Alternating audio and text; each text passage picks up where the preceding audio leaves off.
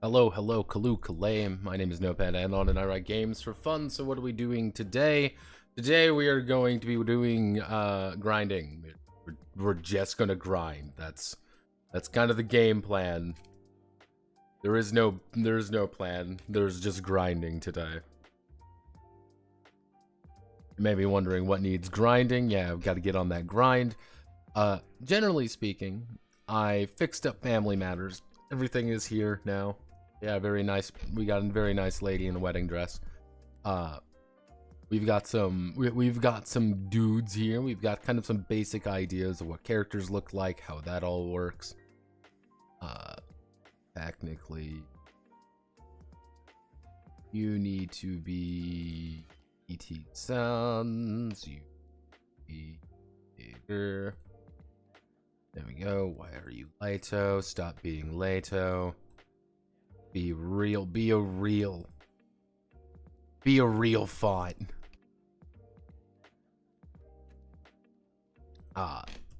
As you can kind of see, we've been making good progress on things. Now, oh goodness. There we are. As you can kind of see, did some very basic things, especially when it comes to heroes and leaders and heroes. This is just a giant blank wall of text because it needs to just be a wall of text.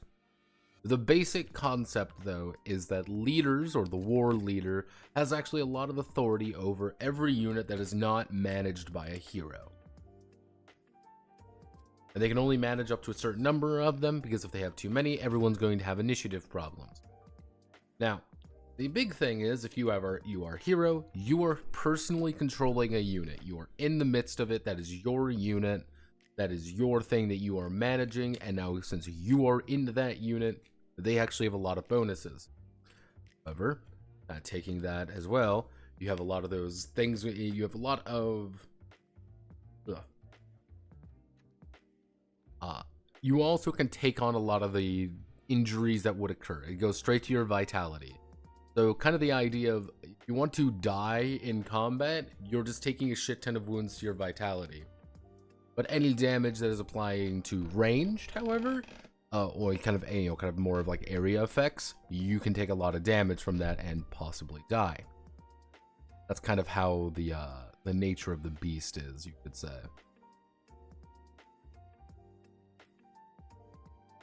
So, generally speaking, what we need to do today is we need to do combat orders, and then we go into the full unit roster. Those are the two big things I want to get done today, is warband stuff. Once this is done, effectively clan stuff is done. The clan scale is done outside of death and legacy. I will need to probably double back after everything and then put in up here clan attributes. Like kind of where the clan attributes are, kind of explaining those a little bit. Technically, if I want to be real efficient about things, I should do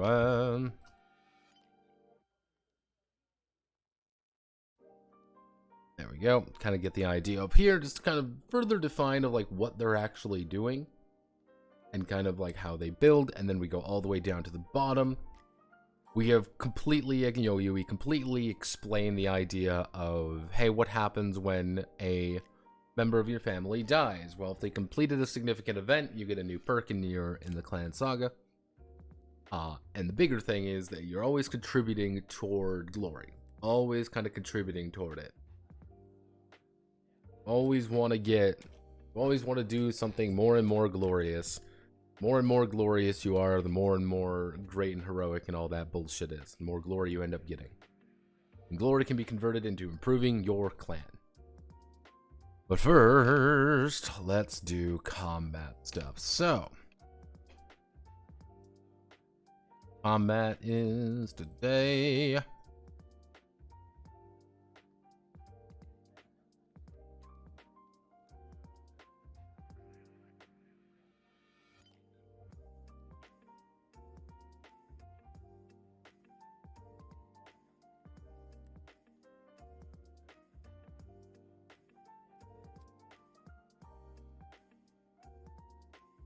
Sorry, someone is posting cringe in my server, so I need to post chaos hero.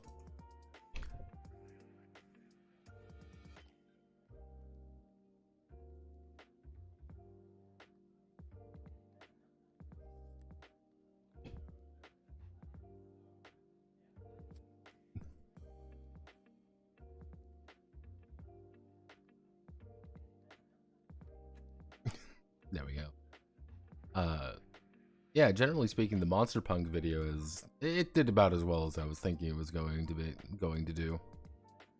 So let's go up here to fighting. How did I put fighting in?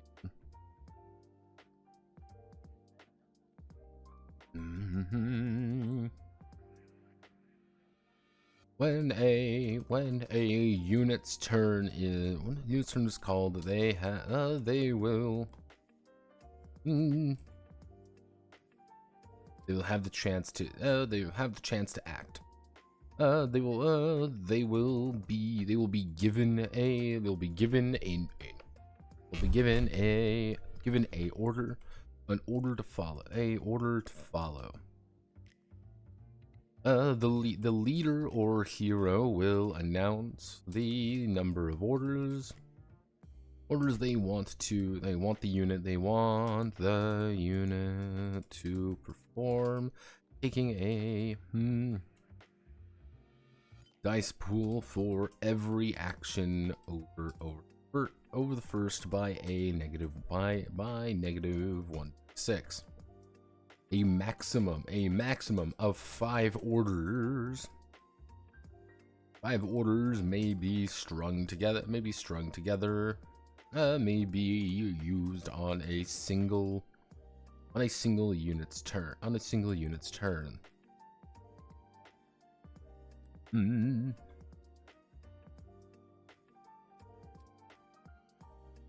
Orders are resolved in order of announcing them. Orders are resolved in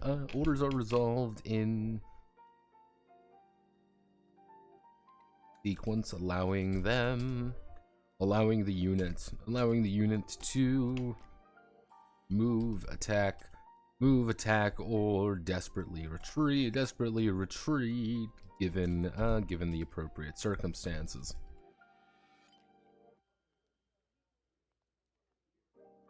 Okay, there we go.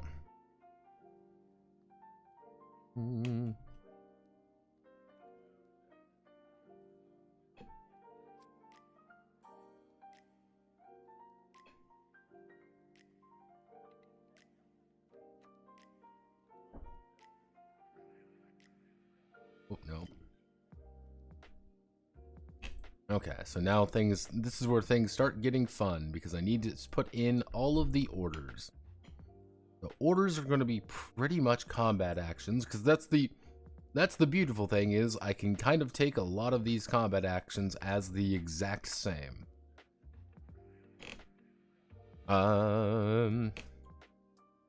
March. The unit increases their stride by +3, allows them to move farther and through more size allows them to move farther and through more treacherous terrain. If the clansman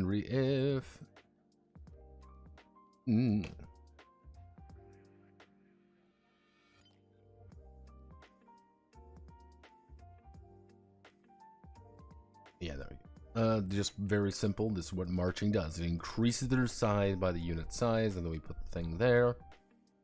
We'll put it in the other action then. So we'll do the unit spends time interacting with the world, object, or others. This covers a wide variety of actions that can be successfully completed by the entire unit. Larger, more complex actions.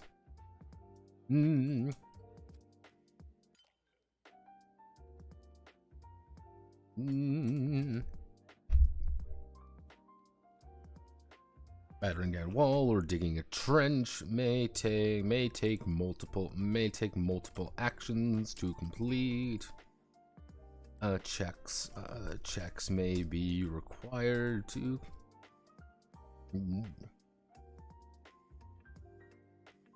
So that's a pretty easy one to do. I'm trying to think of what else needs to be there. So I guess the...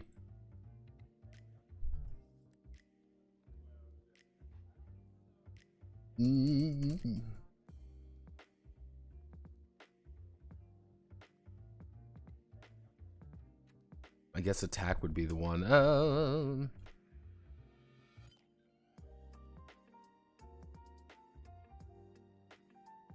Okay, so we want to do the unit moves into an attack position. Moves into an attack position and begins to assault the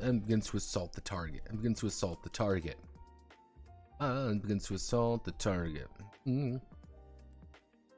The unit will roll melee plus hero bonus plus melee plus hero bonus against the target number of the attack of the target's currently occupied hex.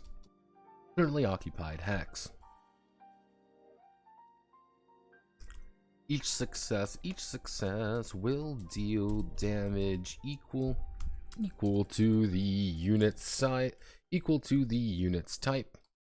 As well as their own.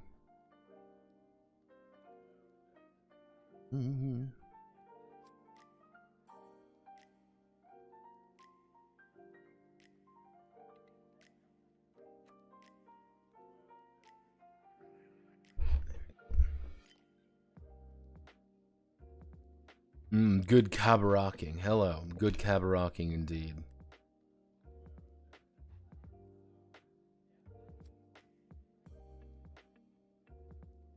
Each success will deal 5, will deal equal to the unit's type as well as their own. As well as any size bonus,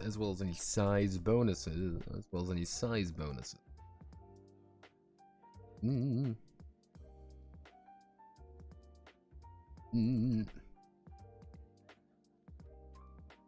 target will then immediately retaliate. Making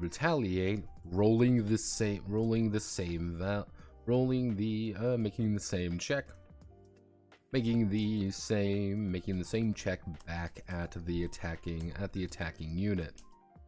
All damage is resolved at the end of each exchange. All damage is resolved at the end of each exchange. If more than half of the unit, if more than half of the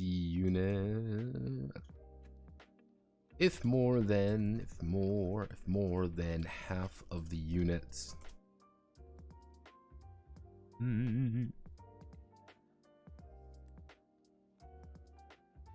Let's see. If more than half of the unit's total size has been killed, they will need the leader. The leader or hero will need to make a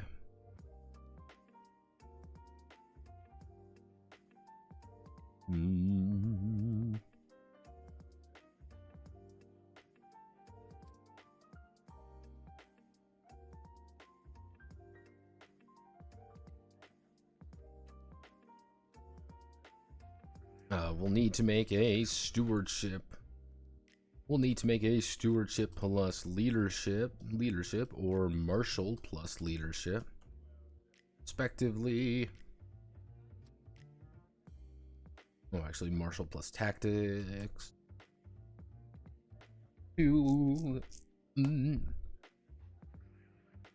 Leader will need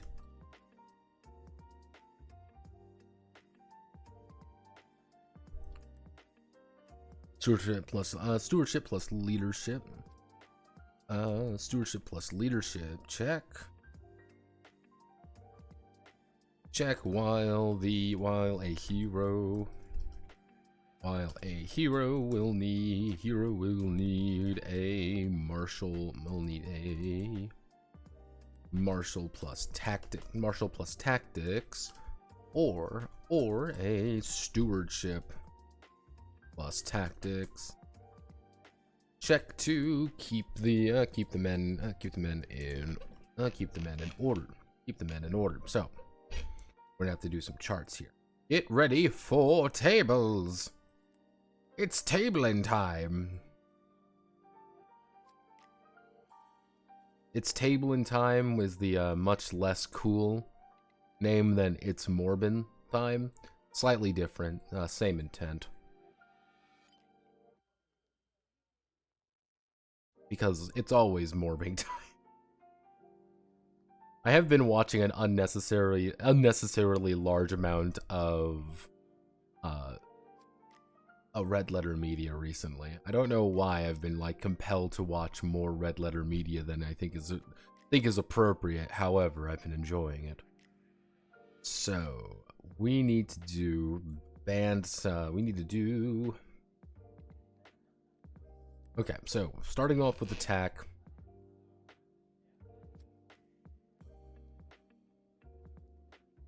So we want to do...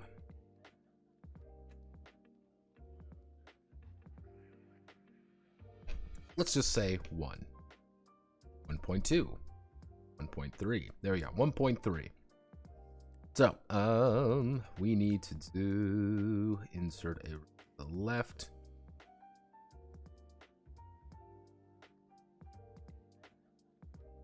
We can do... We do this. We increase it by this.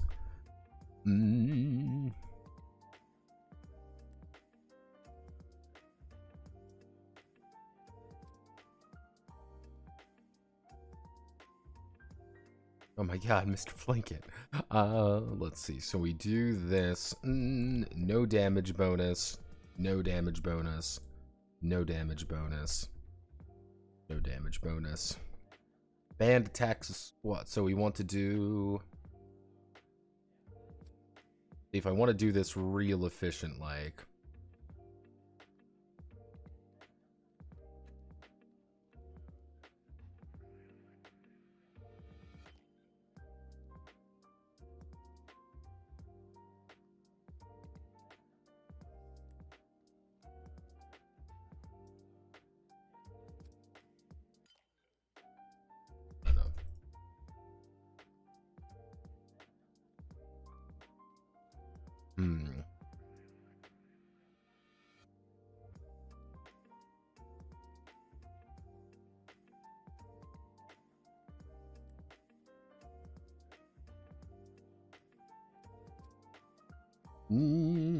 Defending unit.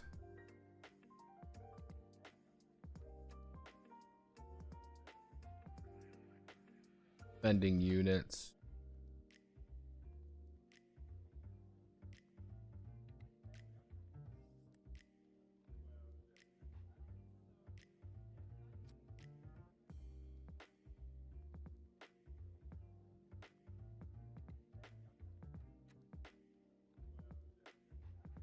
Fucking...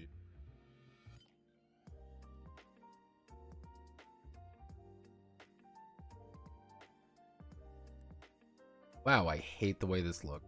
This is... Okay, this is...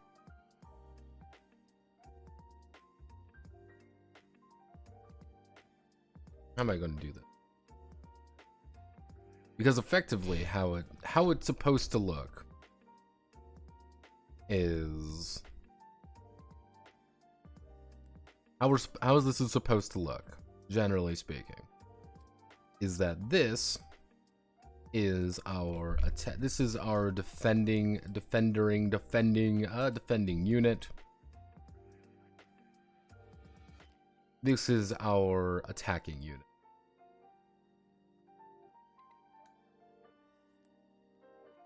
This is the idea. This is the table. This is the table. I just need to make sure that...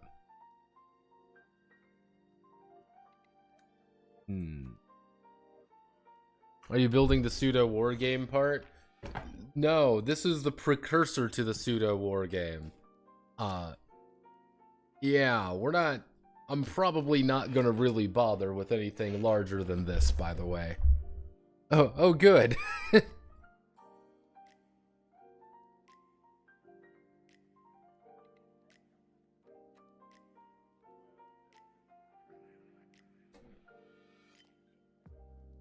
Also, talking about war games from time to time, I think about making my own war game. It is a very interesting. I encourage people if they like writing games.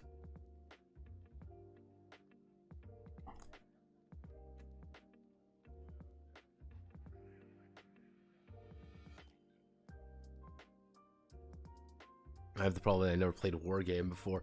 It's interesting to just read up on war games and war game design and war game ideas and the concepts of games, if that makes sense. It's an interesting idea just to read up on them and learn about them. If you feel like playing, I mean, there's a lot of solo games out there. And just kind of interpret, because it's a very different perspective, if that makes sense. It's a very different approach. And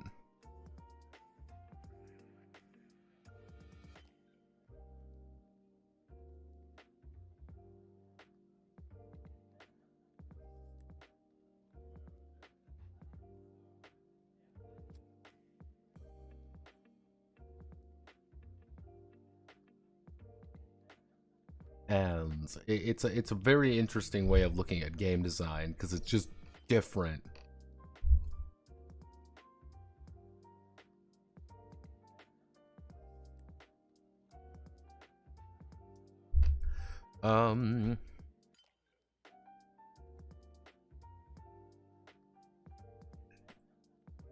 Unless I like, I mean, if I break this apart, we can, and I literally put arrows. That's kind of a janky way of doing it, but it's an option technically. I'm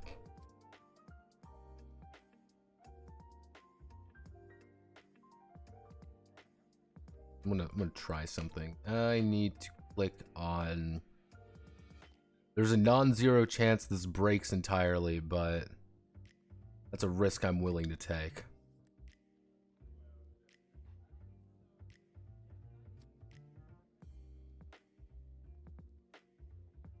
Okay, let's see. Paste unlinked. Are we gonna be lucky? You tried. You tried, Google. It's like, kill me, father. Father, please kill me. I am in pain. Let's see.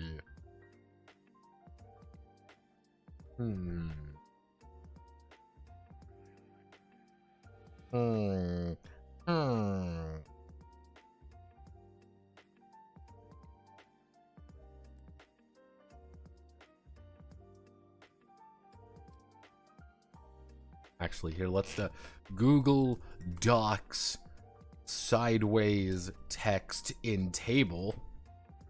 Right, highlight the column, format degrees, cell properties. Okay, so wait, this is. Let's see. So, highlight the column.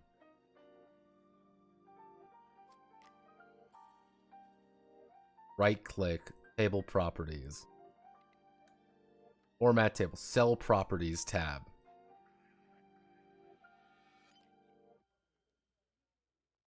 Auto shape 90 degrees. No, I don't think they do that anymore. Let's see. Yep, nope, they don't do this anymore because Google has a terrible time of removing features that are useful.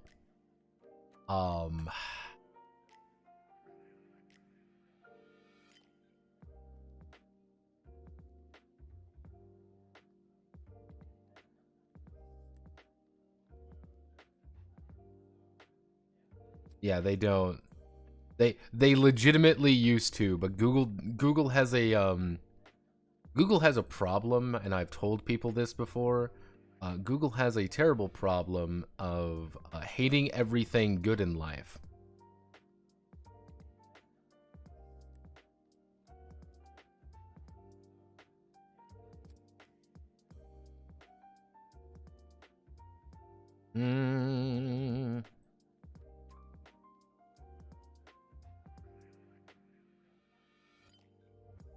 Okay. ATK, fuck.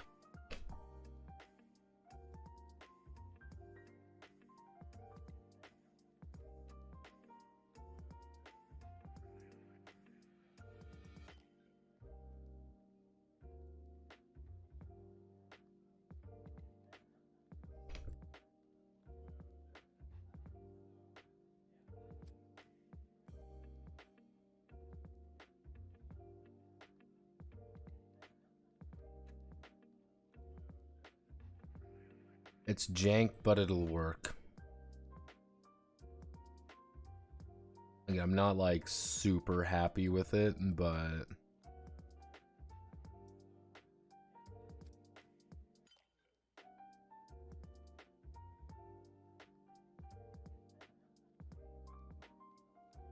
Google. Have you thought on working? Have you thought of working on war games again? Well, last time it's been a while since I've made one. If I were to work on a war game again, I would need to do something weird with it because I actually like weird war games. I like playing with the ideas behind it because it's so much more foreign to me than tabletop than like role-playing games. So I feel, I guess you could say, strangely more comfortable experimenting. Is that a good thing? Probably not, but it's good. It's interesting to me.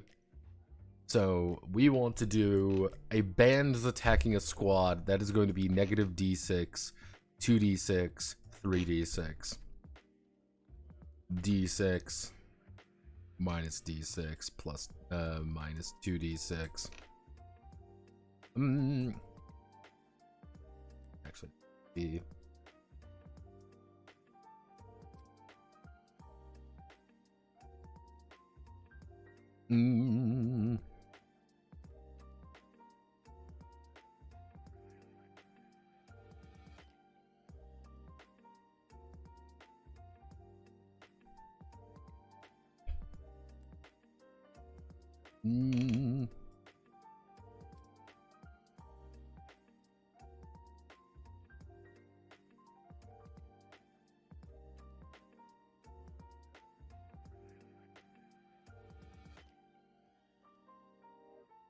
Yeah, there. So effectively what this is supposed to represent, how this is supposed to work in my noggin, which is the most important place, is you're a band of 5 people and you are attacking another band of about 5 people. You're really not going to do more or any less damage because the idea is that you've crashed into the, you guys grunted, you're swinging swords around. They can't really bring their full numbers to bear. It's kind of like that idea of we are relatively speaking on relative equal terms, but again, they're going to be able to retaliate and your 5 guys are going to get cut down almost immediately. Your band of 15 guys crashes into 30 guys all of a sudden. That's a different thing. That's a much bigger group of people, relatively speaking. They're a lot more organized, a lot more focused with one another. Your band of 15 crashes into a formation of 60 guys. You're not gonna do as much. There's just more of them. And neither of you are really bringing your full numbers to bear at that point. If you're a good unit, you're still going to do damage, but not nearly as much. My 15 guys versus 100 dudes. We'll kill some of them, but not really. People are dragging each other back. They're trying to keep each other alive. You get how it goes. Who are you? Oh boy, everybody. Oh boy. It's also more foreign than board games because board games they are a true sandbox. You can do whatever board game with any theme and mechanics. Yeah, pretty much. Board games, I would like to work on a board game. I just don't know what theme to make it. Because there's so much... How do I want to word it? There's so much you can do with board game. That I don't know like what I would work on, if that makes sense. Do a dungeon crawler. Like, that seems too simple. I would need to do something weird. I would need to do something weird and esoteric because I'm me. And if it's not weird or esoteric, I mean, what's the fucking point? Melee attack. I mean, to check back at the attacking unit. All damage is resolved at the end of each exchange. More than half the unit's total size. More than half of the unit's total size have been killed. The leader will need to make a stewardship plus leadership check. To keep the men in order. To keep the men in order. What we're gonna do is we're going to.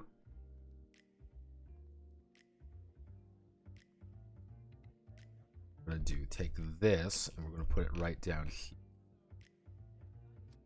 Put you like this. Stretch you out.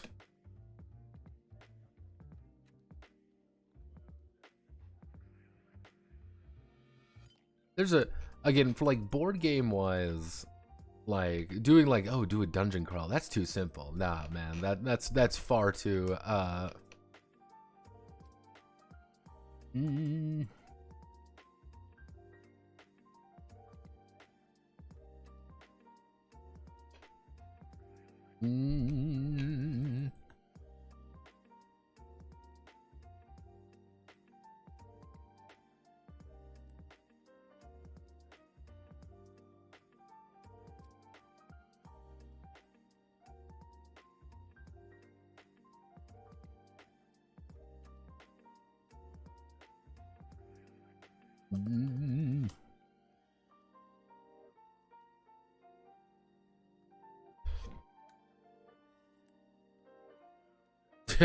kind of, yeah, this is the idea here is again fairly simple. If you've got to the point, you know, you're gonna lose men gradually over the course of a fight, easy enough to understand, but if you reach a certain point where you just lose too many men, you're gonna have to make a check to make them avoid running away, because the most important thing you must always remember in any game, or any story really, is that no man wants to die.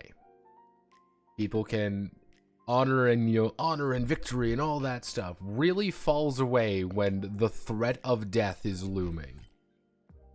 And you know, you could say like, oh well, you know, real heroes never back down and all that. Well, there's a reason, you know, we don't hear stories of valiant heroes usually surviving their ordeal. That's kind of the idea. Feels like you can make something esoteric with one. I don't remember any dungeon crawler made recently. Yeah, kind of like the old Warhammer board games. I mean, there has to be a dungeon crawler board game coming out. I mean, it'd be weird if there was dungeon crawler board game. There's got to be something coming out.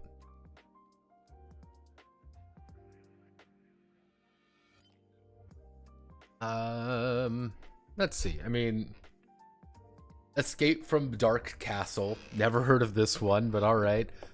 Dungeon. I see that logo. That's Drizzt. That's the 4th edition logo, by the way. That's a 4th edition logo. One deck dungeon. I've actually played one deck dungeon. It's actually quite fun. Mice and Mystics. This came out like 8 million years ago. Warhammer Quest. The Doom board game. Shadows of Brimstone. Arcadia Quest. Zambasad. Clank, a deck building adventure. Dungeons and Dragons Adventure System, TM. Oh no. Imperial Assault. God, this is 2023, right? To play in 2023. This is from fucking March. Jesus. It's so Jover, boys. Hero Quest at number 2, and then of course Gloomhaven.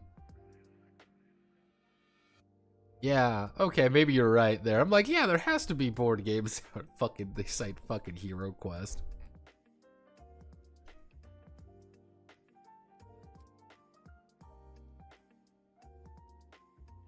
Kind of the idea is Yosemite. It's at about 50%. TN3 isn't it's a little bit harder than average. And like if you're under a good commander, you're not going to break as easily. It's kind of like this is like we're trusting the plan. At about 75%, the plan is kind of failing and maybe we should start running. TN7 is effectively super fucking hard. It's you need training, you need to be really good at your job, and you need to roll a bunch of successes. At 95%, it's like, yeah, you're pulling out at that point because you've lost that many men. Which 95% losses are a lot different than if you have 5 guys than if you have 100. That's a little the context is a little different. One attack could be like, yeah, we're running away because we've been retaliated against and we lost all our men. Like, how about we don't do this? Fuck that. I don't want to die.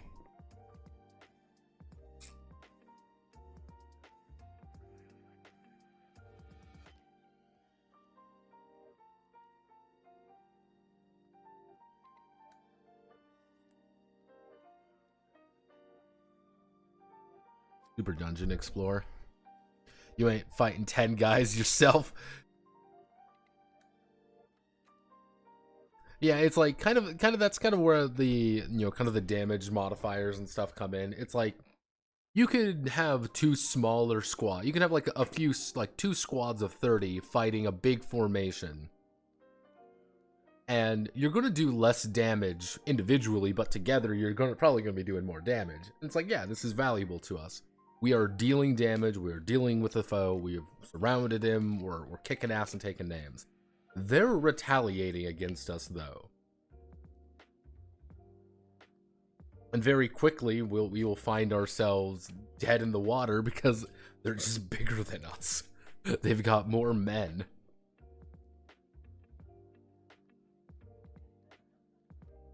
But if you have 100 guys as your full army, you probably don't want to have them in one giant stack that's going to take forever to move anywhere. You probably want to have them split up into a couple bands that you can lead around and kind of leverage the amount of soldiers you have. We need to do unit type. There we go. In through more treacherous terrain.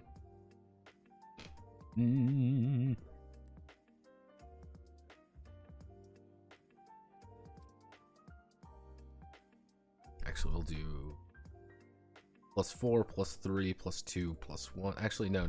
We'll do +3, +2, +1, +1. Cavalry, we're going to start with +6, +5, +4, or actually +2. There we go. Little bit more gradual. A small band of cavalry are going to be able to maneuver a lot better than anything larger.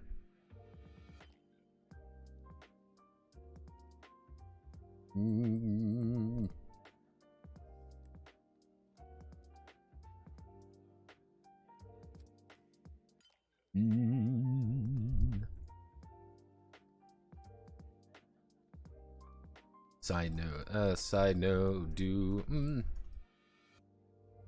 retaliations is actions. Retaliation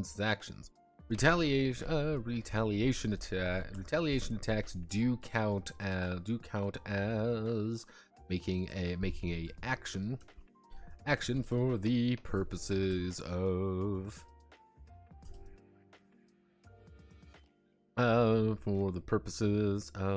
their order economy placing a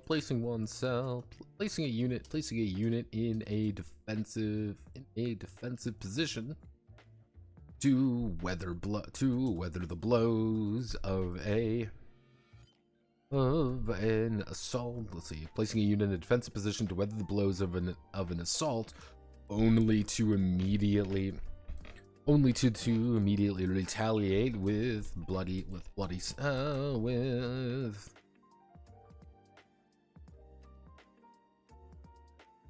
Mm. Mm.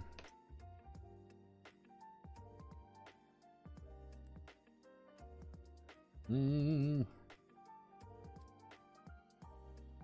Mm. Yeah, the gore of a failed charge is enough.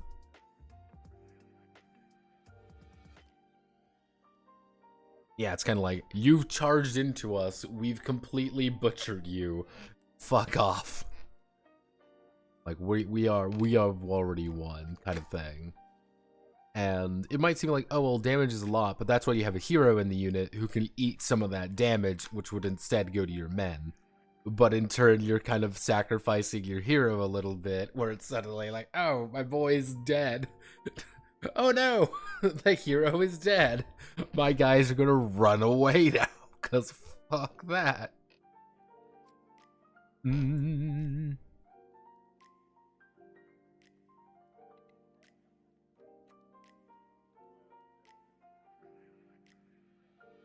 Technically, if I want to add... If a unit moves, moves.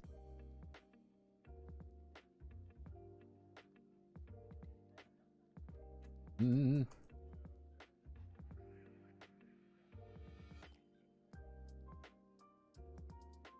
Mm. Mm.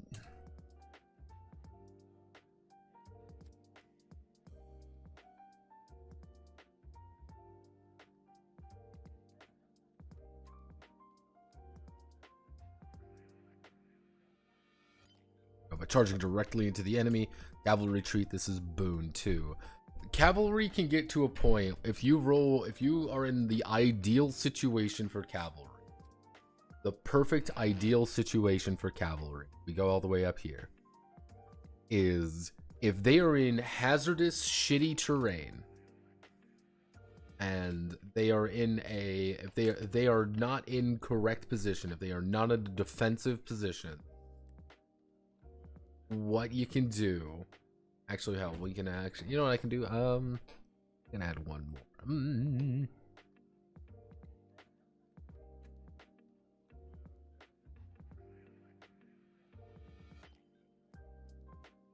There we go. Defensive terrain, you know, foot TN5. Like, if you're just in a good position, you know, defensive terrain. Effectively, what occurs is you can immediately then start butchering them if they're in a bad position. Why did you get everything? You move the header, please. You know, it's kind of one of those moments where you can absolutely just put yourself in a bad position. If you charge up a hill into a defensive position, you might be able to actually hit them. If the cavalry charges you in a shitty, hazardous place and they are on good terrain, they've crashed into you, and now suddenly you're being mulched. You're dying. There's nothing you can do because dying sucks. Dying is lame. And okay, so we're going to start adding units. All right, we're going to add a bunch of units, and it's going to be a lot of fun. All right, everybody, we're going to add units. So, here's what I can do. You know,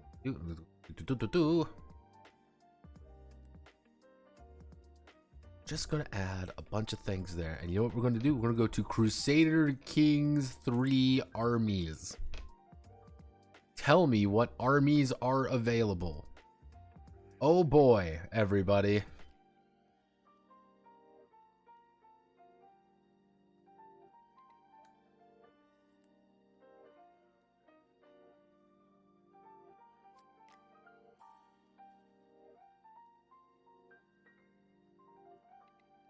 on death ground, etc. Yeah. Yeah, militia is effectively your bread and butter. That's kind of the idea of that's the perfect idea, perfect encapsulation of what it means to be a footman, a militiaman is you are a effectively budget dumbass. You're just a dude that's sent out to die. Yeah, conscripted peasants. Yeah, they're levies.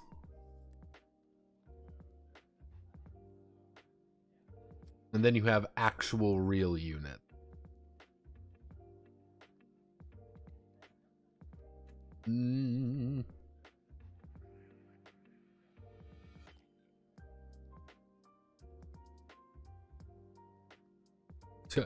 Then you have the real men. Here's what I'm gonna. So we're gonna do light footmen. Actually, here's we can do light footmen. Longbowmen. We'll do bowmen. Light horsemen. Pikemen, pikemen, armored footmen, armored foot, armored horse, crossbowmen, we would then need to add in, let's see, what would we want to throw in here as well? If we're just throwing in units, we're thinking of units, we're going to add in raiders. Raiders are always nice. Great, so we're gonna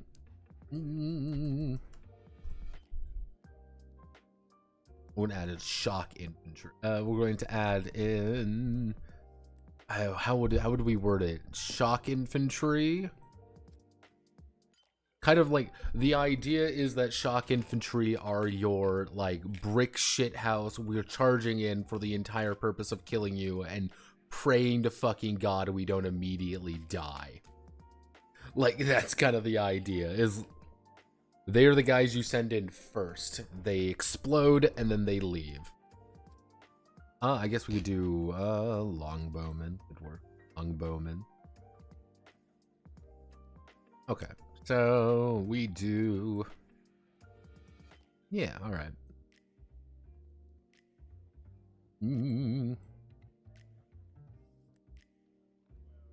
I like Genettes. I think they're cool.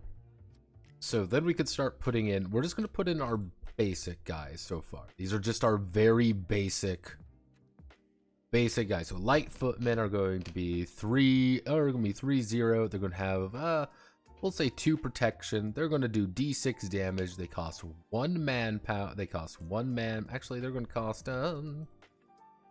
let's say 2 manpower each, so they're not really as efficient as just getting 100 spears, but you can get it. Bowmen, they're going to cost 2 manpower a piece. They're going to have range 6. They're going to be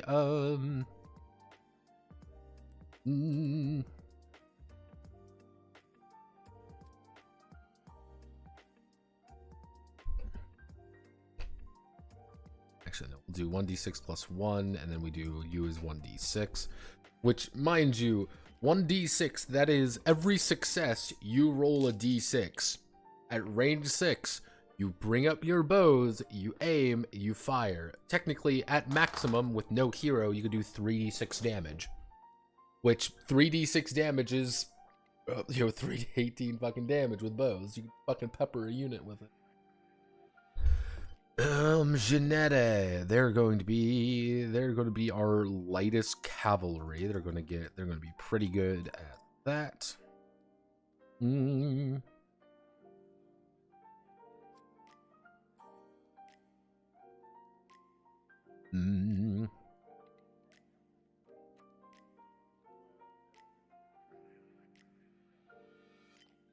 2 manpower of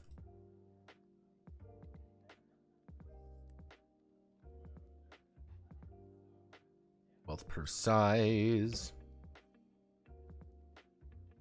So they're not. So it's kind of like the bigger the unit is, The bigger the unit is, the more expensive it's going to be. So you don't want to have a lot of them. Are you going to differentiate between retinues and levies, or keep it simple? We're keeping it simple. Effectively, what happens is every holding is granting you manpower. You can spend manpower on units. If I'm in a village and I have 100 manpower, I can get 100 militia spears. I just get 100 men. It costs 1 manpower. Or I can get 50 light footmen. And get 50 bowmen. I can get 50 Genette, but if we consult our size here, that's 50 Genette. That'd be a squad, so it costs me 2 wealth to kind of raise them up. Which I might not have that kind of wealth. I might not have that kind of money, because I'm poor.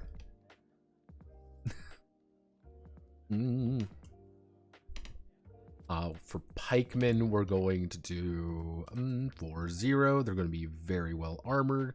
They're only going to do 1d6. They're going to cost 3.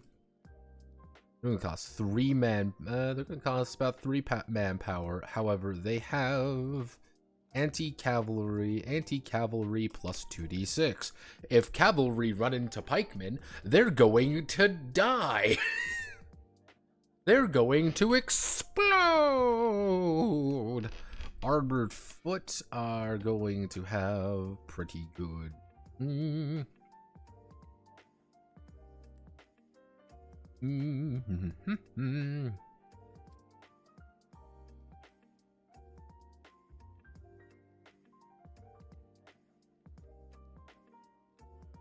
Armored horse.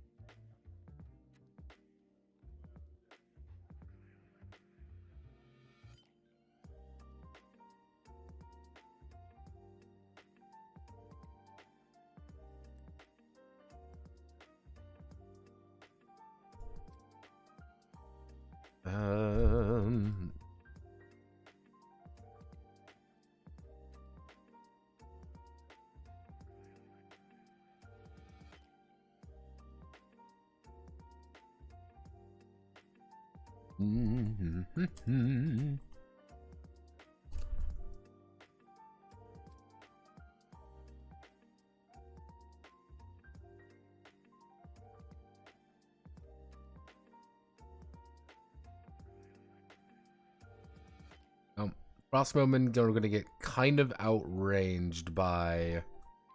Crossbowmen are going to get outranged by actual bowmen, especially longbowmen. However, they're going to hit a lot harder. Let's say you score 3 successes with crossbowmen. That is going to be 3d6 plus 6 damage. Guaranteed. Everyone hits the bullet. Everyone gets hit. Suddenly, people are screaming, people are dying, people are generally having a terrible time. Raiders are going to be our first kind of mixed unit. 2d3. They're going to cost 2 manpower.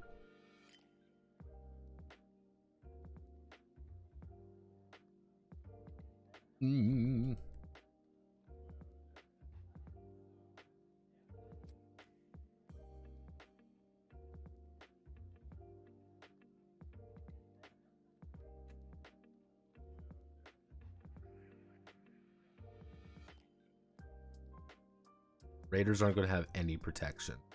Raiders have no protection against actually defending themselves. However, they are effectively your cheap alternative to getting some more mixed units, especially if you have some characters who are pretty good in both worlds. Shock infantry, they're going to be our brick shithouse.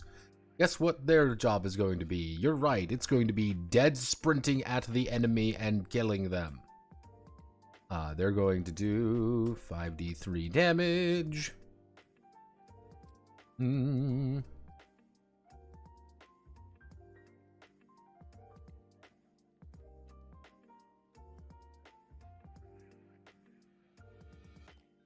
1 wealth per size. Longbowmen are going to be 0.05, only 0.5, and they're going to have 0 protection. They are going to do 2d6 damage. They are going to take 4 manpower apiece, and 1 wealth. 1 wealth per size. And we are going to have range 7, so they can actually outrange bowmen and do better at being bowmen than bowmen. So, this is our initial notes. They're not perfect, but they will do. So if we go to...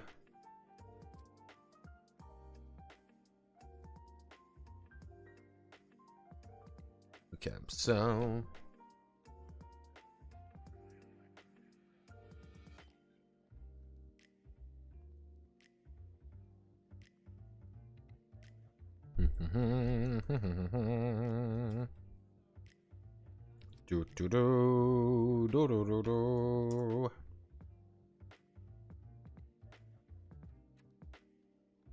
One of those things where I can make this very complicated or I can make this very simple, and I am opting to be very simple about things.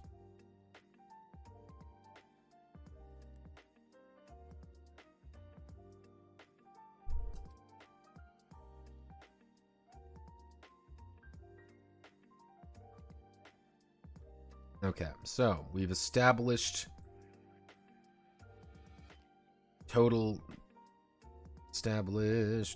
dominion, and everything is fucking Pellegrinos. Okay, so we've established what everything looks like here. Now we start getting into things being a little bit more complicated, because obviously we want some factions to be a little bit more unique. So we're going to make some more unique. So let's start from the top. Let's start from... Actually, or I can just do this.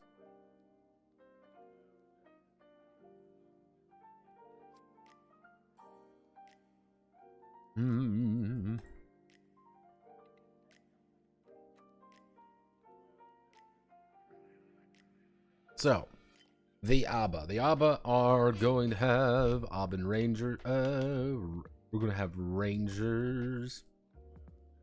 Rangers are going to be 0.60 2d6 damage. Effectively upgraded Longbowmen. Range 7. Aben culture. Abba. So you have to be Abba to recruit the Rangers. The Ru are we're going to have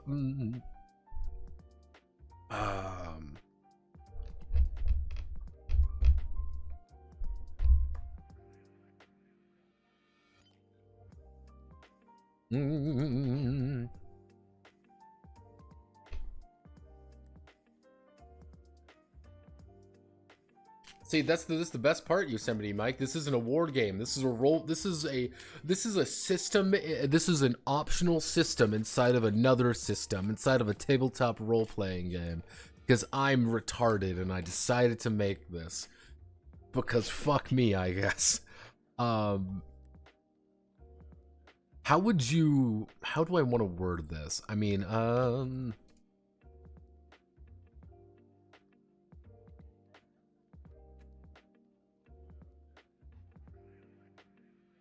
names footed.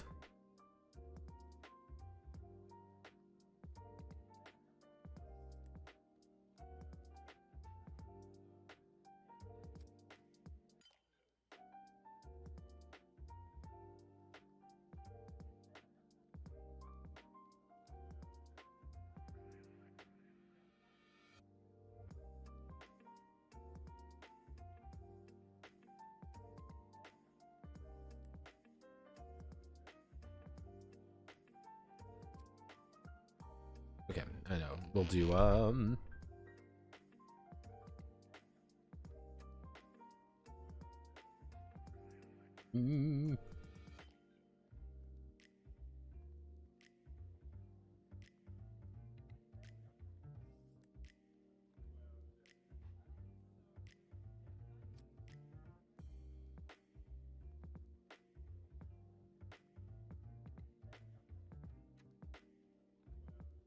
the Ruar, as the Ruar are effectively a bunch of fucking farmers, have the best militia in the game. That's going to be their gimmick. They don't need to recruit different militia. They're going to recruit Frid. They don't do as much damage as militia spears. They're just quick farmers that you can just muster up as very quickly. See, if I want to be really inefficient about things, I could do 0.5 a manpower. So if you have 100 men, you get 200 Frid. Like, you just get endless numbers. You can just spam out these guys.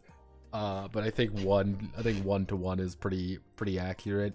They don't do as much damage as actual militia spears, but they have a range attack. So you can just keep them at range. They're gonna throw a bunch of fucking spears at the problem, and then immediately run away.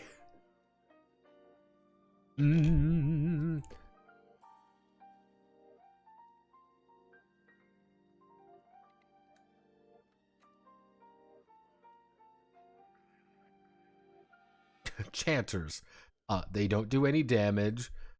They require one manpower, and they don't do anything. What would be a good? Boon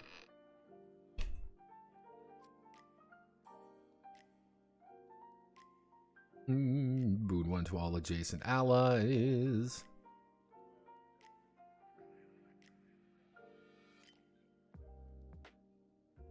Yep, that's their thing. They ain't cavalry. They don't really do much else. Uda Daman. The Uda.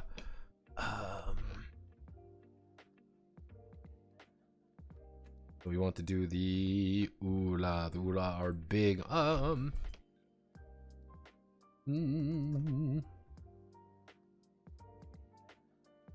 Highlanders are going to be our advanced shock infantry. Actually, we're going to make them advanced shock infantry. They're going to be a lot more heavily armored. And 5d3. Yes.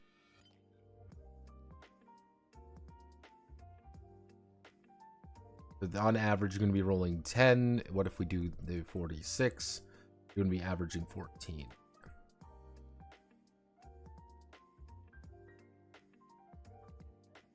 The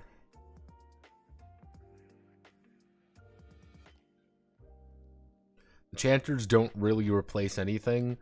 They just replace the fact that you are Damon. Actually, we want to do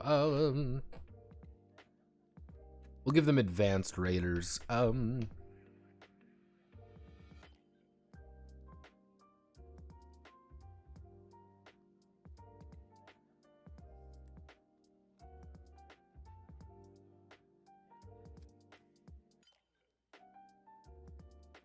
Whalers are going to be 3. Actually, they're going to remain 2-2.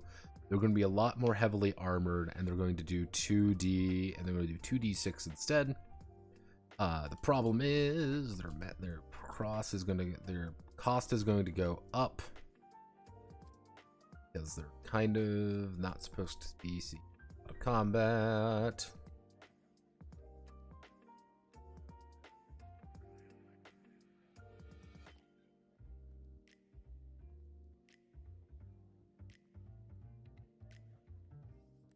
Kind of a raider replacement. Range. We will make them range 2, Damon culture. They're a little bit more efficient. 80 arc.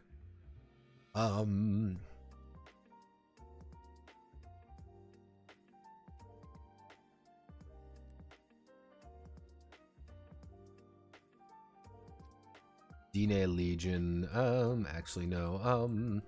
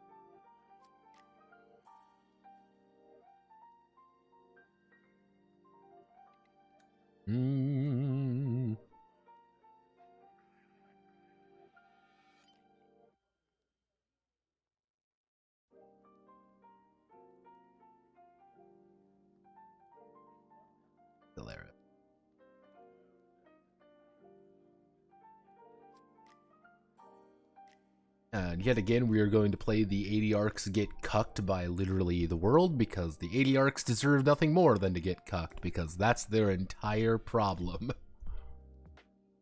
They are better Genette, effectively. 80 arcs. Then we have the Cena. The Cena. What are they're going to get a very defensive unit. They're going to get what would be crossbow. What's a good medieval crossbows? Give me some good fucking crossbows. I want some budget bullshit. I want people to fucking explode.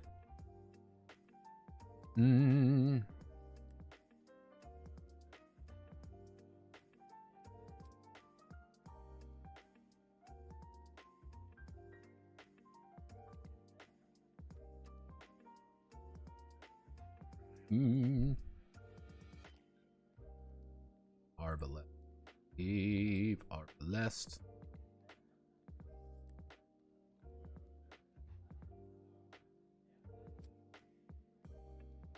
Arbalests are going to be our better.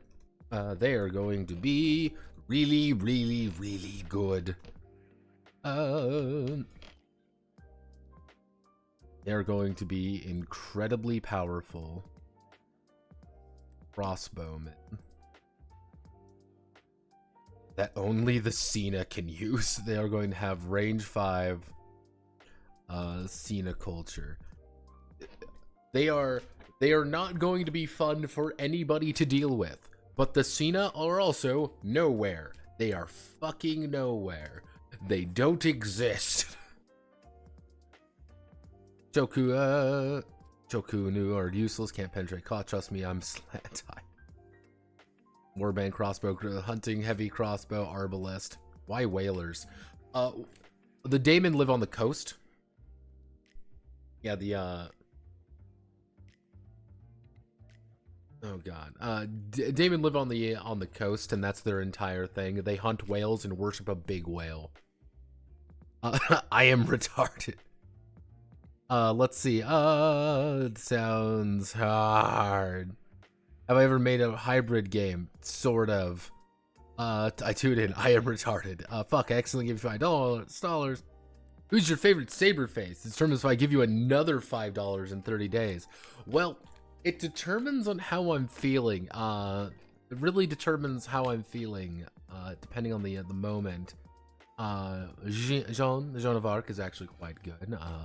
However, I guess you would call later incarnations of Kara no Kyokai, I guess you would call Shiki in those, would also technically qualify as a saber face. I mean that's kind of a cop-out, but Kara no Kyokai, good old fucking Garden of Sinners. I mean, do you qualify that as a saber face? I don't. But I could see how people could qualify it as a saber face.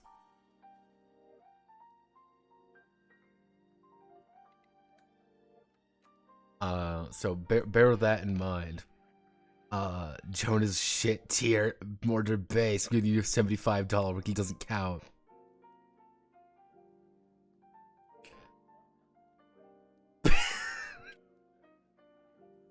Mordred's good. I like Mordred. My person again, so it's like I like Joan because there's a lot of things there, but again, I don't think he would call Shiki from Kara no Kyokai Saberface. Like Mordred? I would say it depends on the interpretation of Mordred. That's the thing. It depends on which one you're looking at. Like Fate Go Mordred? I don't know. Fate Go Mordred's kind of lame. Like, yeah, I ignore Apocrypha. Oh, Apocrypha is fucking amazing. Apocrypha is very good. Arguably, I like their story more. I just liked her master in that one too, just because he's just kind of like, yep, I'm a dude. Fuck you. I have a sawed off. Perfect match there. Holy shit! An actual edgy opinion from Nodi. The fuck do you mean by that, Sterner? Sig's. I know why Sig is there. You gotta have Sig to explain the situation to the audience. That's the problem. Yeah, he's a clear, like, audience insert that you're supposed to, like, we're supposed to wear his pants and be like, oh, let's introduce, like, we gotta introduce it. You also gotta remember, like, you have to remember, Ironside, there are anime onlys, and there are people who have no idea what any of that shit means. He'd be 10 out of 10 if he fucked a Stolfo. Stolfo. It's not even once. I mean, we're all kind here. Fate, generally speaking, I think most Fate is decent.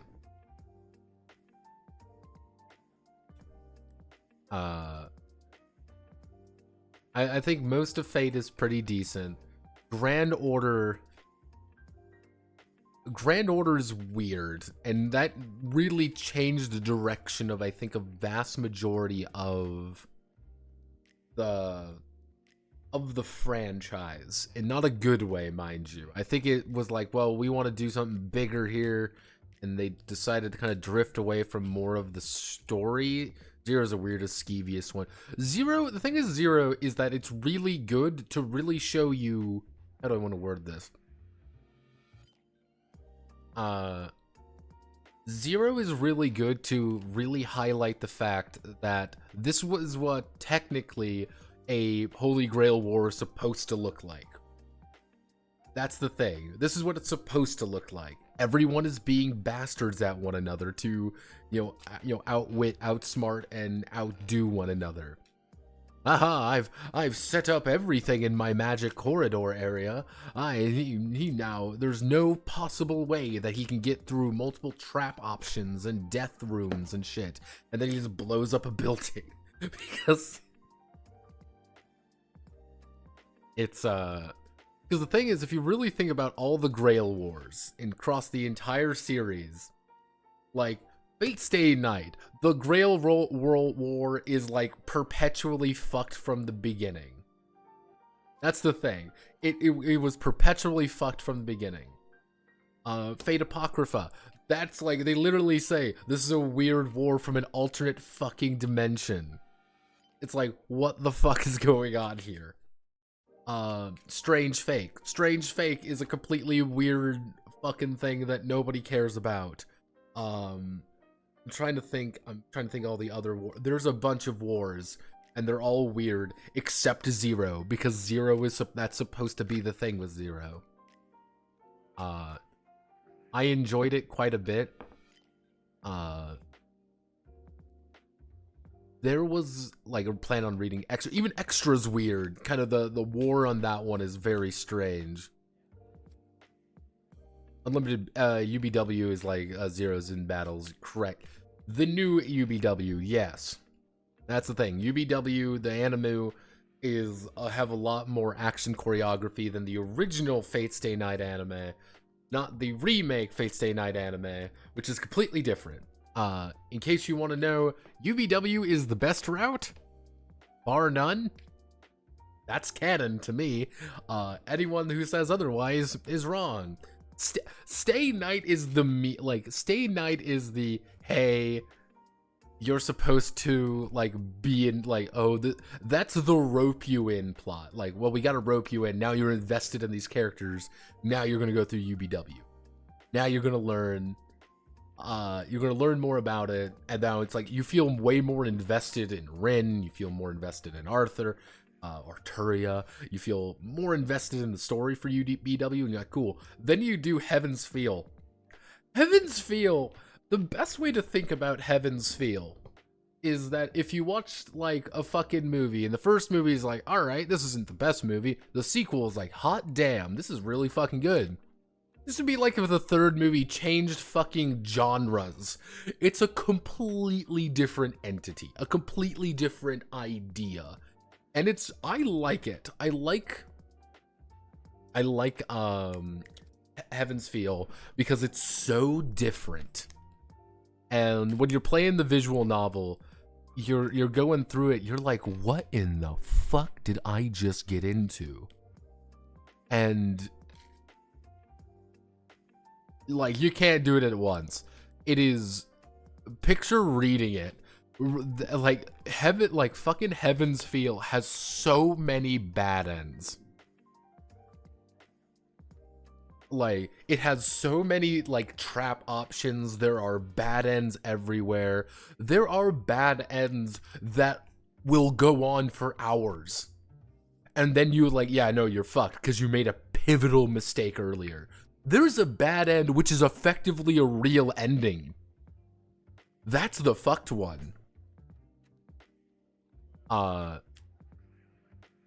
Like, there's legitimately a full ending which is a real, like, it's a actual literal ending, and it's a bad ending, don't get me wrong. Mind of Steel, by the way, yeah, Mind of Steel is technically a bad end, and Mind of Steel is like, it's technically a bad end, but it's also a really good ending. Not a good ending as in the idea of like, oh, well, this is like a really happy one. Oh no, it's fucked. You're like, oh shit, it's the canon ending. Well, it's not, but is, depending on how you interpret it. You can interpret that is the ending which sparks Archer. It's without Mind of Steel, he doesn't become Archer, and then time shit goes on. That's kind of that's one thing about that. You can interpret Mind of Steel to be that. Heaven's Field is just fucking weird. It is a very different, is more Emiya alter. Yeah, it's, I mean, like, this Shiro doesn't need to become Archer. Fucking Heaven's Field gets wacky, man. Heaven's Field gets wacky. You make weird choices.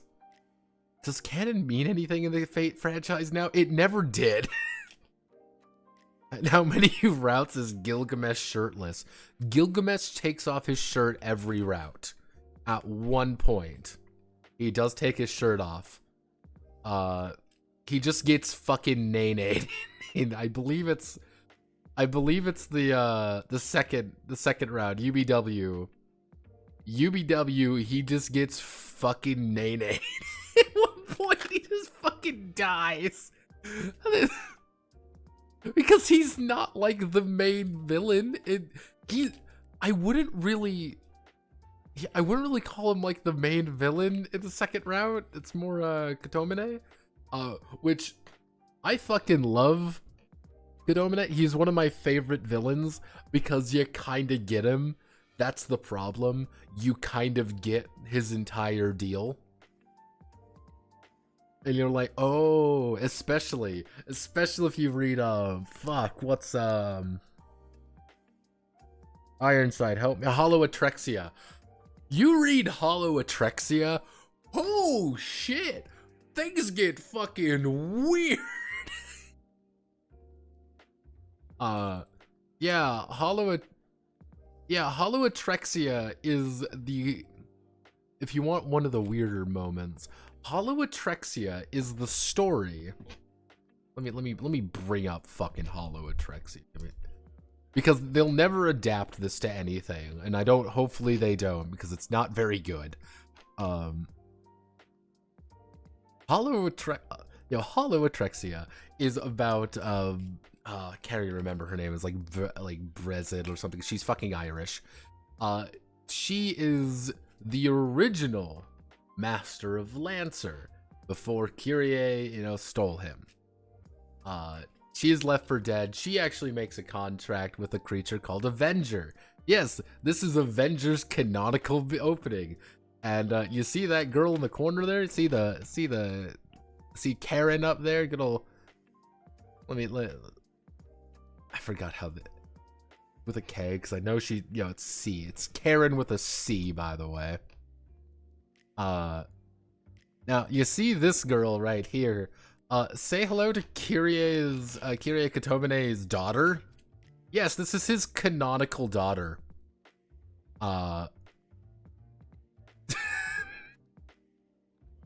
This is important to note because Avenger effectively, like, one of the main openings to this fucking thing that you actually introduce her.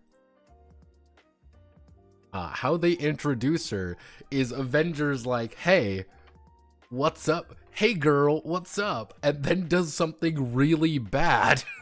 And then does a gamer moment. That is an actual fucking plot point, by the way.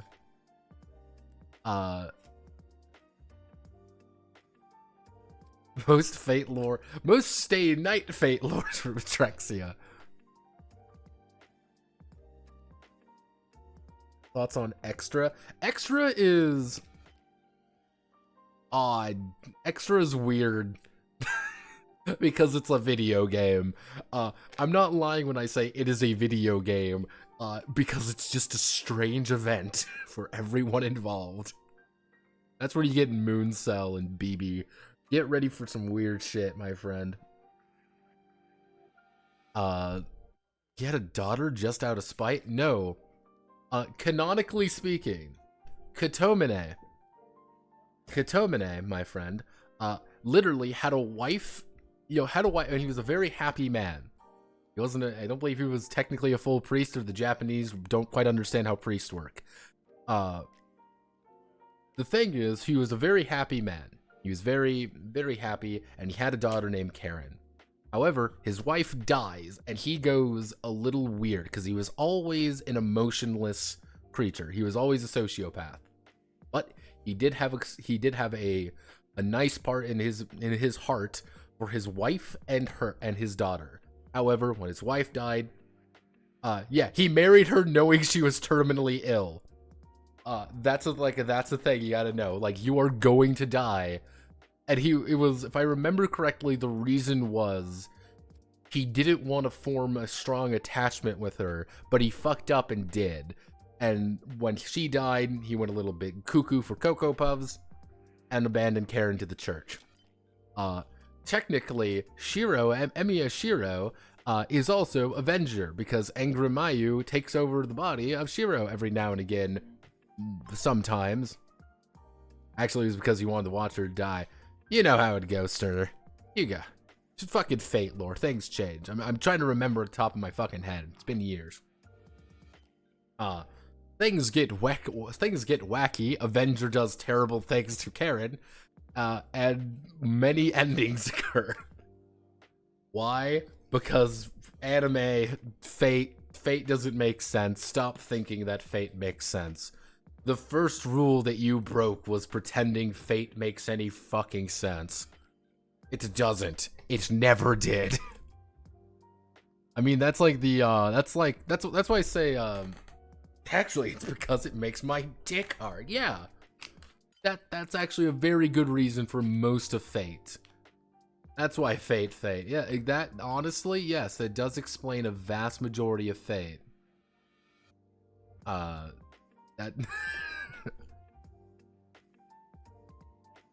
The fun fact, actually, that was one of the core reasons behind making Arturia, was because we need, like, Prisma Ilia. What if we just launder fucking money? Prisma Ilia is just a fucking money laundering scheme. I swear to God, that shit makes so much money. Yes, Prisma Ilia. I'm gonna go to jail for this, so, not Ulia, Ilia. Yeah, Prisma Ilia is the Magical Girl spin-off. It is the Magical Girl spin-off of Fate. However, the full name, Fate Kalita Lena Prisma Ilia Prisma Phantasm, is technically equally weird and also canon inside of the timeline. This is a completely different canonical like series of events that occur. Why? Because fuck you, that's why. Time bullshit. For context's sake, there's Ilia. She is the sister to Shiro, who is adopted by, you know, by the squad, by I'm having a stroke, Kitsurugu and co. Everyone lives a very happy life. However, this is Miyu, a random girl, and this is Kuro. Kuro is Ilia. That's her alter form, which appears for no reason. Well, there's a reason for it, but you have to watch the show, and you have to watch everything. Then things just go wrong. Things just go wrong. There's a lot of things that go wrong. No one's happy. No one has fun in Ilia. Everyone suffers. Yeah. Prisma Ilia is a interesting side product.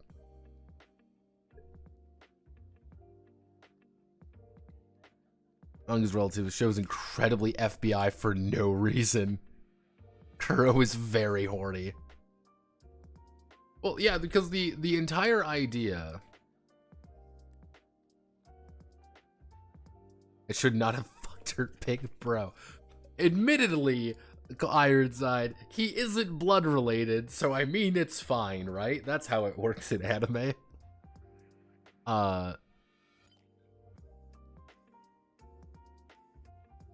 It's Kitso dead, you know. Doesn't matter, doesn't care. Don't care, she isn't human. She is human. She's just a homunculus. Because, let me bring up... I'm going to be put on another list, thank you very much. Ilia and Shiro. Well, Ilia and Shiro. I want to kind of give everyone an idea of this particular scene. Trying to... Oh, goodness. Oh goodness. This particular scene right here. To give you an idea, he is 16 years old. He is, I believe he is 16. Or if you're going by the visual novel logic, he is 18 and always has been 18 and never wasn't 18. Now, the thing to note about this is that she is 22. She is actually much older than him, but she's a homunculus. So that's the entire idea, is that because she is a homunculus, she doesn't age properly, effectively. That's the best way of wording it. And she technically isn't a human, but she technically isn't a human.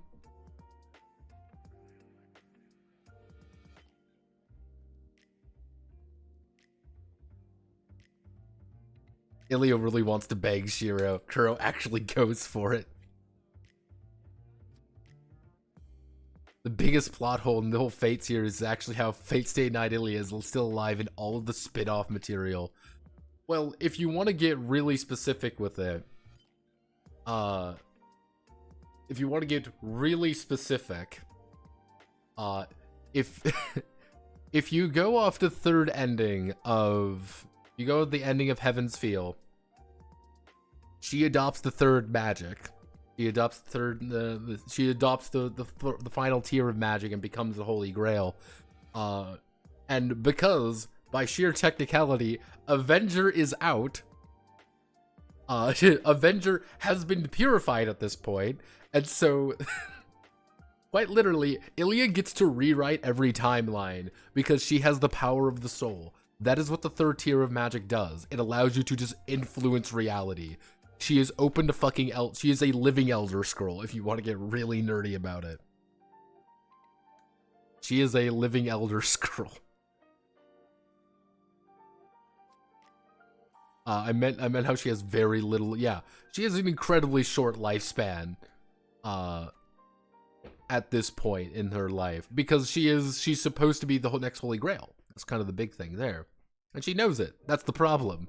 Like she has a very short life ahead of her, and she knows it, and that's why I actually really like Ilya as a character, because she's very fascinating in that regard.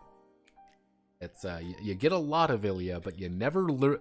The thing is, you get a lot of Ilya, but you never get that much Ilya. And that's why I like her a lot. Even though she was apparently supposed to have a route. Fun fact, she was going to have a full route, which I can tell you exactly where the Ilya route would have taken place, and it would have taken place right during Heaven's Feel. And I can guarantee you what you would have to do is make a choice of go after Ilya, go after Worm Girl, Sakura. That was going to be the choice, and see which route you went down. Obviously, they cut one. They cut the Ilya route, so now you only went after Sakura, and you became a hero. Don't worry, everyone. Shiro will become a superhero. Fuck. And that's why Fate is done. Thoughts on Rin? Rin is the perfect option for Shiro. Do I have any remote interest in her? Absolutely not. Like, I like her as a character. I like her as an individual in the story. I like her relationship to Shiro. I like her relationship with other characters.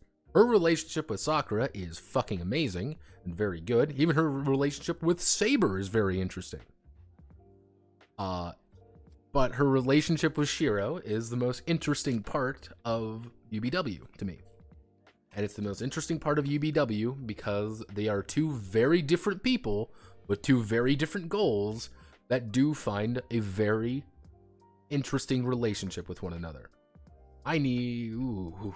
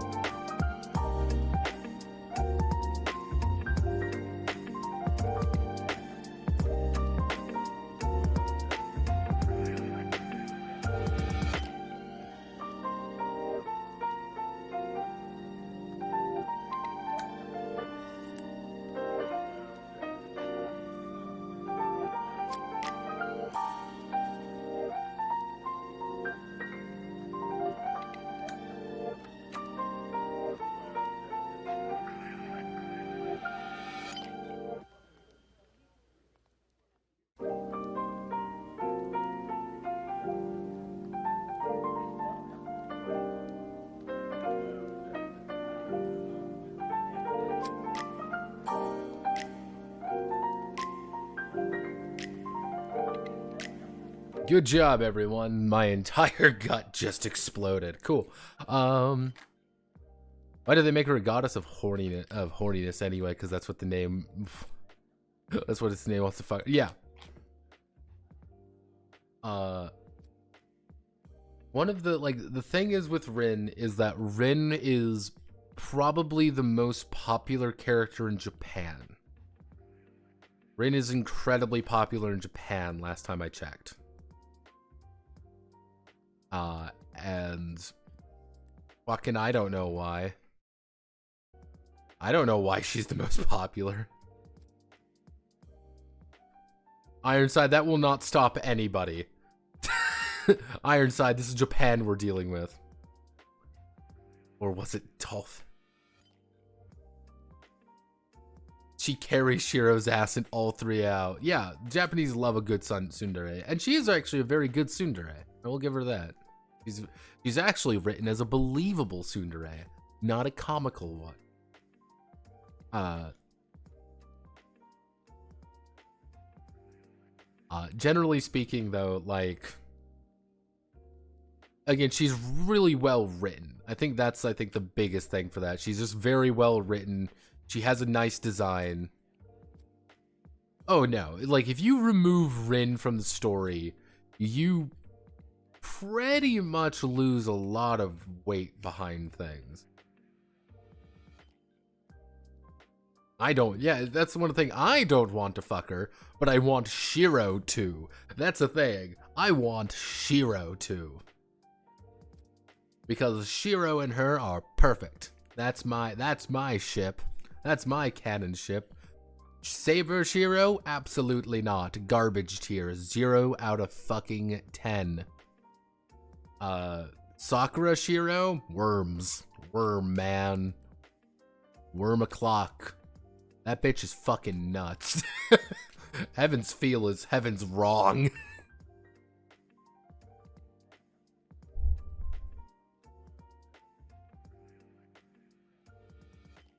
Whole thing falls apart without Rin. She's the only one who knows what's going on. Yeah, Rin is, like, the thing is, Shiro, like, the thing is, Shiro wants to, like, Shiro is our audience self-insert. We are learning about the world through Shiro and the fact that he's not involved. Rin is both an exposition dump, but she does a very good job at being an exposition dump. She tells you it because you are now in it, and she's like, well, good news, bad news, I don't want to kill you super yet, but I'm all like, and the thing is, like, it's like, yeah, we are kind of in, like, I kind of do like you because you're actually a reliable guy who we all kind of know is a little fucked up and weird. Which, by the way, Shiro being all 3 routes. One thing I always remember, all 3 routes are a character study on Shiro, and that's my favorite part of Stay Night.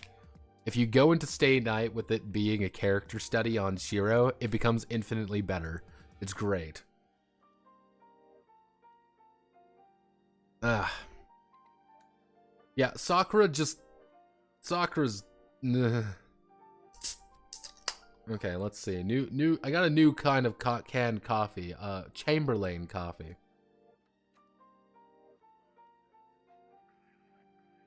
Oh, this tastes like ass. This is awful.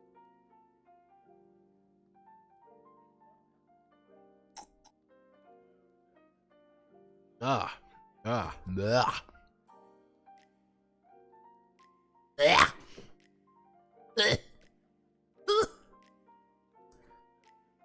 Awful. That's truly terrible. Sakura's certainly a different take on the childhood friend character. Yeah, she is. Yeah, I've had good canned coffee. I've had bad canned coffee. This one's kind of terrible, actually. This is genuinely awful. I knew I was playing it risky when I got the plant-based one. Ugh. There's a reason all you plant-based fuckers are going out of business. Jesus.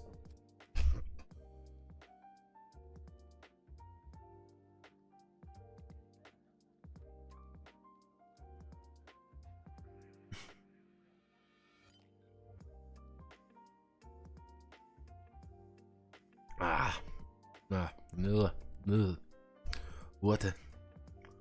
Okay, so let's see. So we've got the Arbalist to the Cena.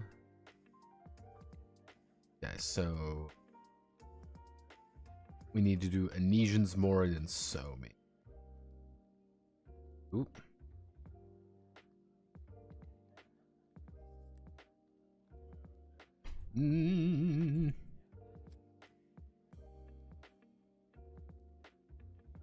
Legionnaires are going to be... Legionnaires are going to be very efficient. They're going to be pretty solid. They're going to be 4-2.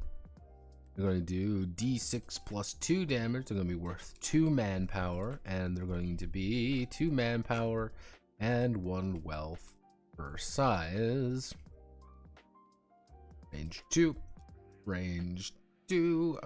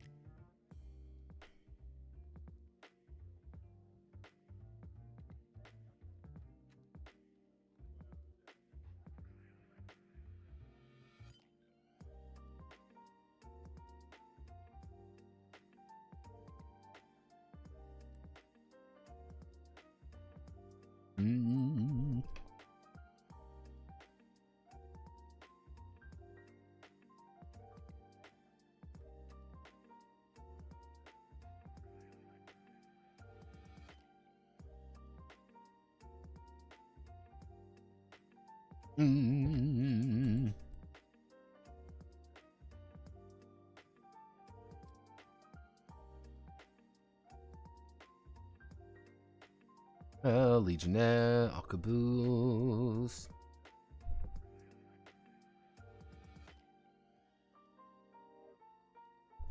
The highest damage currently there. We need to do for the Morin.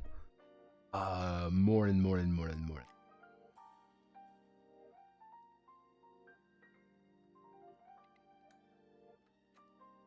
See, if I want to cuck them even further, what I can do is 80 arc culture and then Anesian culture. Like, they don't even have their own special units. They just they share with the Anesians. Guns, yes. Arquebusier.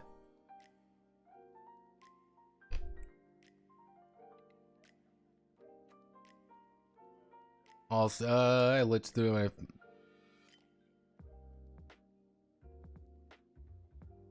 getting the D note or not, like Starbucks. There's like 1,000 calorie space. Yes, guns, in fact. It was very much requested by the commissioner that guns are added, so we do have guns. You can get an arquebusier. Let's see. So we want to do the Morin now. The Morin are supposed to be... Actually, I know we can do... with the Morin, we're going to do...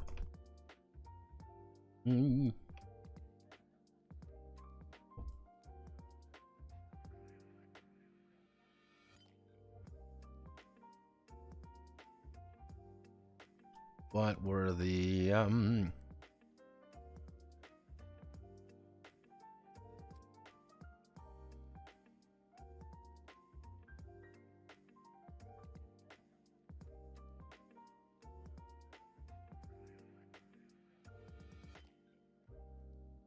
Let's see, I want to find Cataphract. No, not Cataphracts. Parthian shot. We can't call them Parthians. Parthians are going to be Genette. They're effectively going to be Genette. But instead of that, they're also going to get 2. They're going to pretty much get 0. They're going to actually get 2 2/4. 2/4, 0 protection. They're gonna do only D6 damage. 1 wealth per size. They are going to be cavalry with range 4. They are going to be the only group with actual horsemen with cavalry archers. That's going to be their thing. They've got cavalry archer cavalry. Let's see. So what would be another good one for them? What would be another good unit? What would be another good unit for the Morin?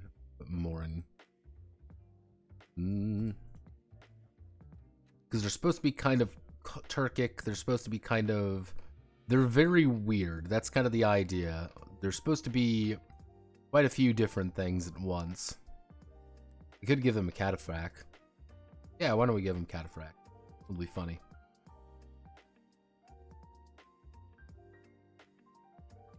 Cataphract. That means we're going to take the armored horse.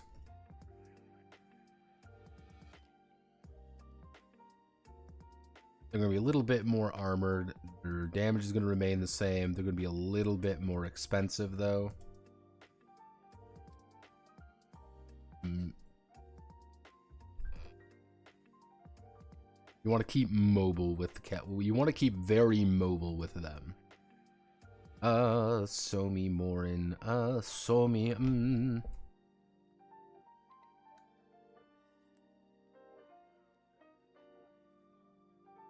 Berserkers. They're going to be shock infantry.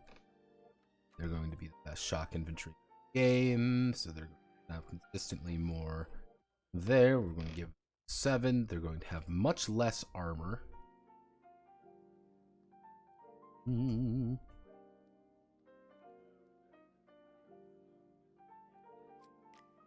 going to get boon 2 for all charges.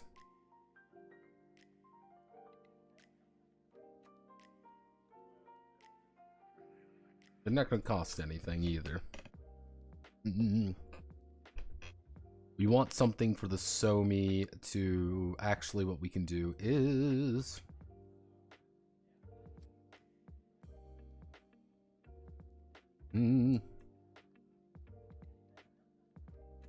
Cross spikes. We're going to give them... cross pikes. Their entire gimmick is they're going to have crossbows and pikes. That's their gimmick, is they have crossbows and pikes. They're going to do...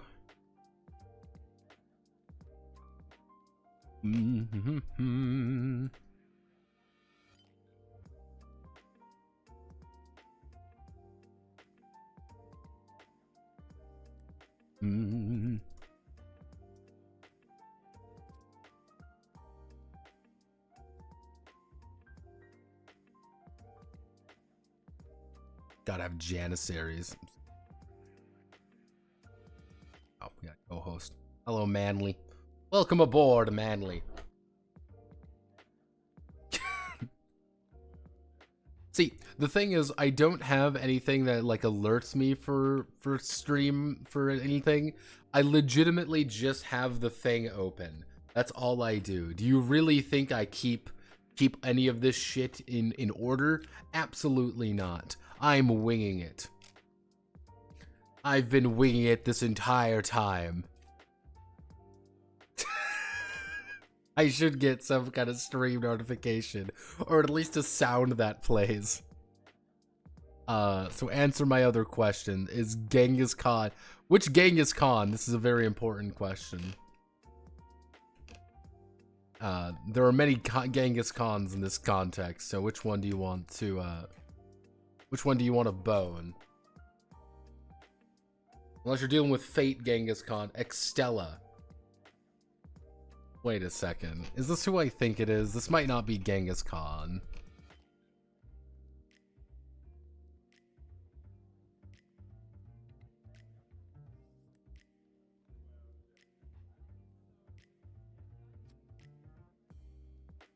There's no... Fate... Okay, I know what's going on here. There is no, let me see. It's, if I remember correctly. You're looking at Altera. You're looking at Altera. This isn't Genghis Khan. This is Attila the Hun. This is important to understand. This is Attila the Hun. You may be wondering, hey, this doesn't seem quite right. Like, this seems really, really dumb. And the answer is, yeah, I fucking know it is. Well, welcome to Attila the Hun. This is one of those characters I see, and it's like, yep, it's Attila, alright. It's not Genghis Khan, we wish. He is kind of, but also not. Oh fuck, I'm done, to be fair. Ironside, she's a fucking alien from outer space. She is a fucking alien who crashed down, became Attila the Hun, destroyed the Roman Empire, decided to fuck off and leave after making a contract with the world, and came back. Sense? You're looking for sense? She is one of the dumbest fucking characters in Woodbang or not, depends on the context. Attila is a flat-chested anime. She's my daughter.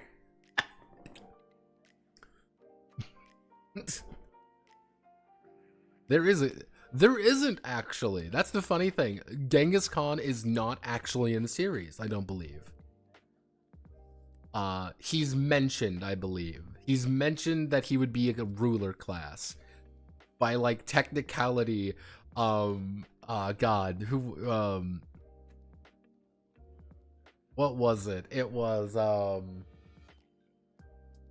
who else was going to, there was one who could become a ruler class. It was, yes, Lee. Yes, Lee could actually become a, Robert E. Lee can technically become a ruler class servant in Fate. This has been confirmed by the game itself. That you... He's in Fate Genesis. Yeah, you're dealing with... Yeah, weirdly... Some characters end up as a guy. It's like Napoleon ended up as just a fucking bara. Like... Also, to be agreed, Fate Genesis is also a it's also a fan fiction with Sonic the fucking Hedgehog. So, I mean, I don't know, man. Consider me not very high on the priority list.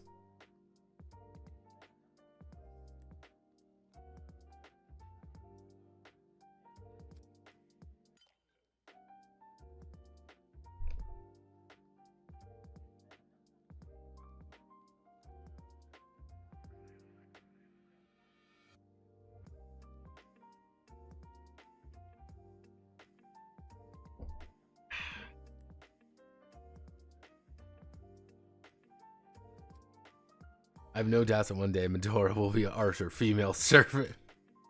Is Chris Chan a berserker or foreigner? He'd be a foreigner. Saber or Archer? And the meta for waifus will be broken by the hand of D10s. Oh, jeez. The fuck is a foreigner? Oh, okay, we'll do one last. Fate Foreigner. Foreigners... The foreigner class are beings literally beyond the colors of time, such as Abigail Williams. Yes, Abigail Williams is a Fate character, or Mysterious Heroine X. Yeah, these are literally characters who didn't make a deal with the world. Van Gogh is in the game. When the fuck did Van Gogh make it? They are characters who did not make a contract with the world, but made a contract with entities beyond the world, and in turn became kind of like pseudo-heroes. As you can somewhat see, they're a little bit goofy.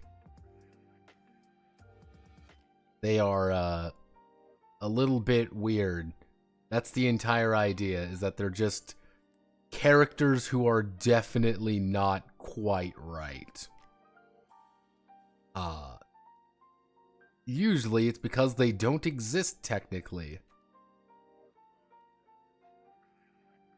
I don't know what the fuck this is. What are you? Who knows? I don't know. Definitely something beyond the colors of time, probably.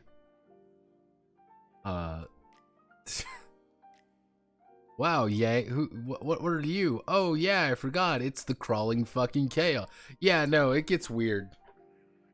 In other news, Fate...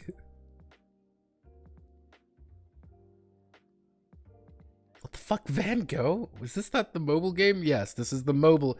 Who is Abigail Williams? Abigail Williams is the person from The Crucible. Remember The Crucible? Who accused a bunch of people of being witches? That's Abigail Williams. She is a canonical member of the Fate franchise. Where does Emiya fit into this?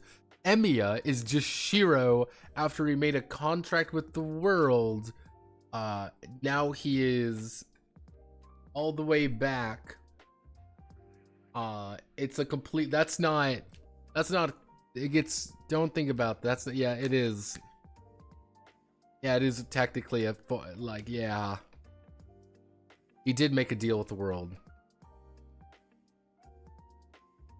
Fucking Abo got hit.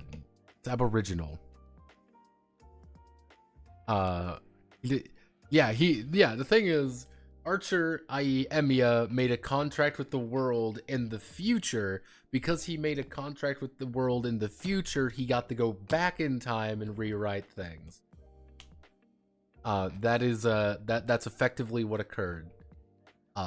One of the issues is that by sheer technicality, there are heroes, there are characters who have already made a contract with the world, but in the future. Because in servant space, time doesn't mean anything. The only thing time means in servant space is the fact that there is time. They do recognize that time has passed, but not really. Things are everything has existed at once, but never at the same time, because the Holy Grail is fucking stupid. Well, here's the secret. Why is a space from a servant? Are there people that don't exist yet as servants? By sheer technicality, yes, there would be an extensive number of characters who do not exist in the games or anything, but who are servants. They're just from the future. That's the thing. They made a deal with the world and became a hero. Hence the case with Emiya. That's the thing. Emiya did. From Archer. He made a deal with the world in the future at a very inconsidered time. There does have to be a connection to summon them. Exactly. There has to be a connection to summon them.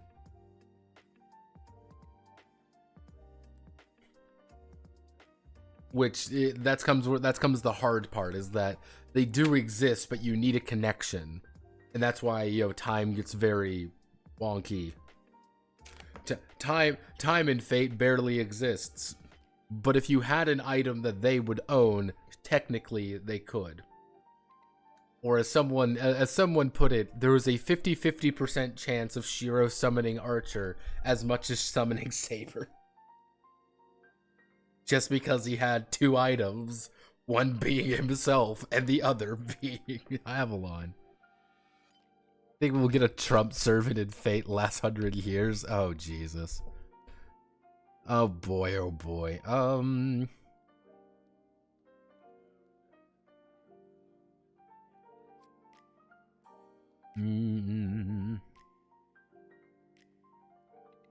Anesians. Okay, so we're going to select all of these. Can we put these PT sands? Can we put this all on? What if we do 12? Ooh, what if we do 10?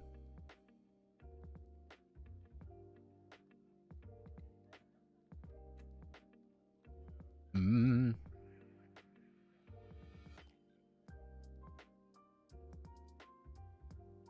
Hmm.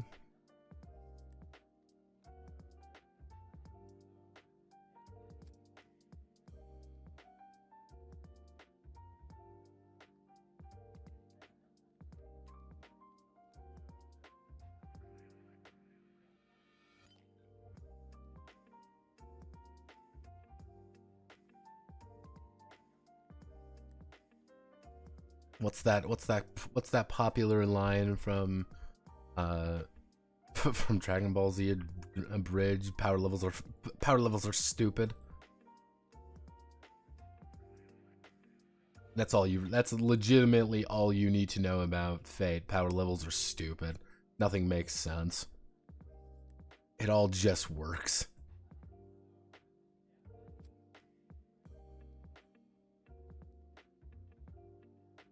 Ooh. In the words of our immortal emperor, Todd Howard, it just works. It just works.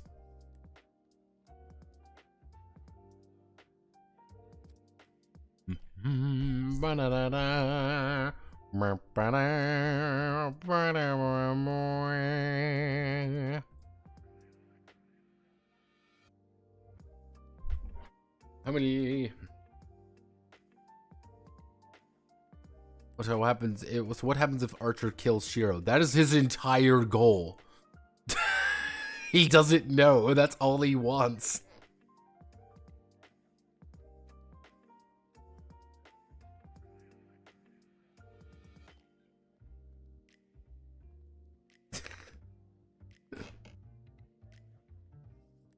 Also, one thing to note, in Australian media, the Australians fucking despise the Aboriginals. Like, this is a very important, this is a very important thing to note about Australia. Australia despises Aboriginals. They hate them. And you will never see the the unsolicited racism of an Australian man talking about the Aboriginal people. And you're like, damn, that's a lot of racism. And you're like, I get it. I get it. Like, oh, uh-oh, oh no. Like, you don't want to believe. Like, you don't want to be like, maybe they've got a point. You don't want to say that, because that's bad. But, like, you look at it, you're like, yeah, I can kind of see why maybe the Australian people aren't too enthused with, the... I can understand slightly with, but yeah, no, the, fucking Aussies hate them. I've heard no Aussie is ever proud, being like, yeah, fucking abos. Like, damn, guys, cool it with the racism.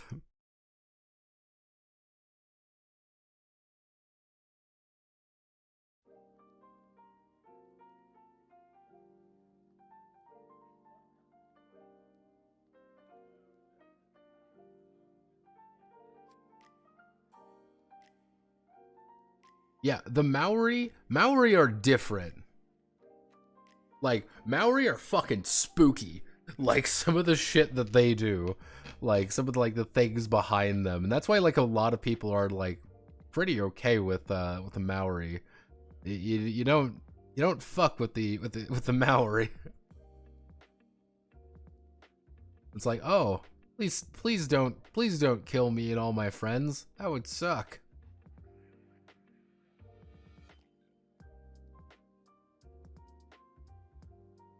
Where's bikes? All my friends are dead.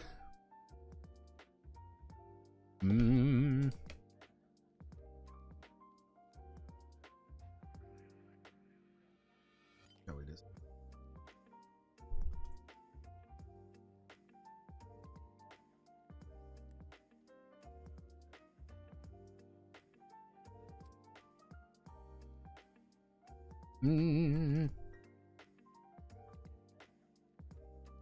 Mm.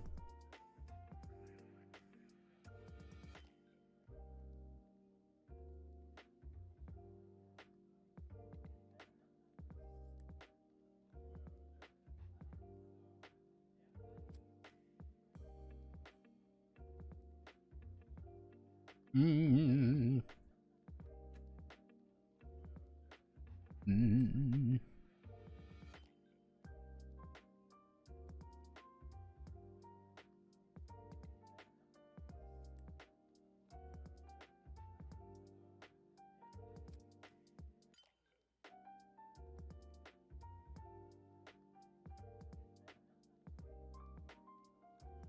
Mm.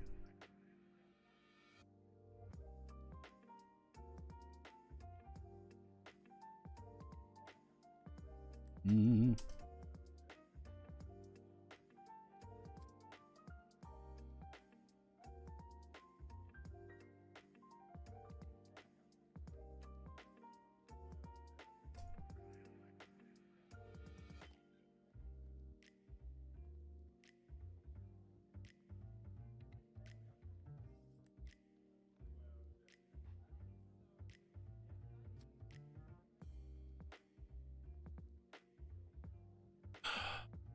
Ugh. There we go.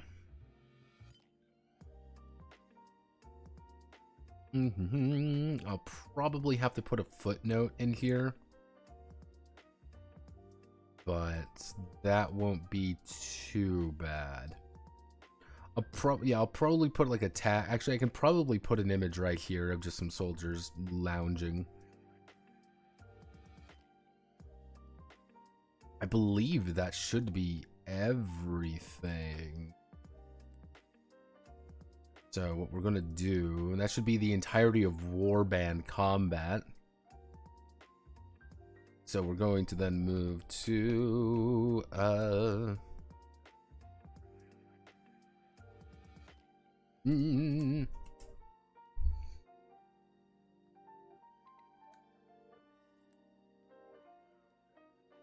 clansman is going to die. A clansman is going to die. Death and Callis are two of the same. Death is an inevitability. Whether it's on the whether it's on the battlefield or in bed, depends on the life lived. It depends on the life lived and the influence the clansman has over others. When a clan living their lives to the fullest, will enable a clansman to assist to build up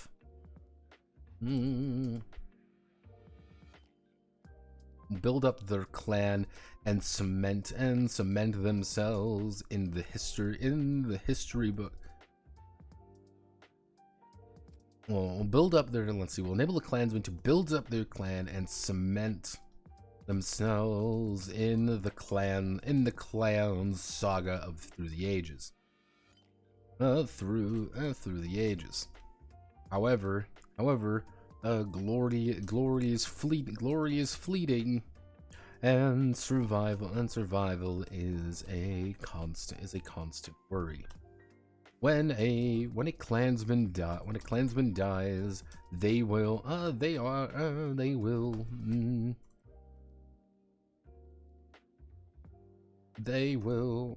let's see, what clansman, how do I want to word this?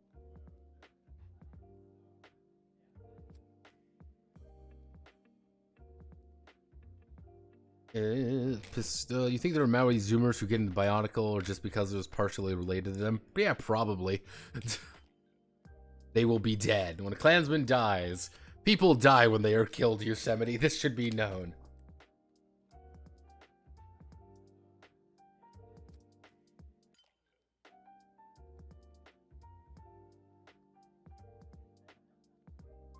I'm trying to think of like what I want to put here.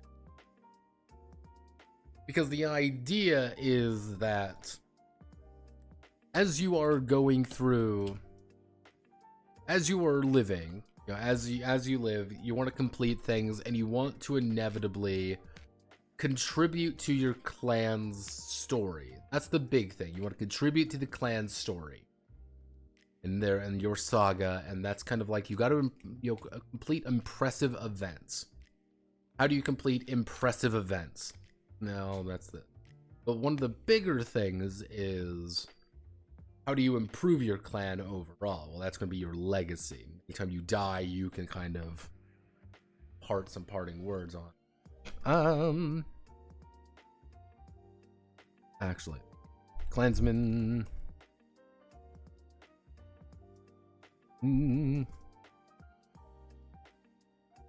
When a clansman dies, they'll recount their life and determine any significant events throughout it. If there have been heroic or dastardly moments, they will note their saga. They will note their line in the clan's saga. In the clan's saga, they may also during this time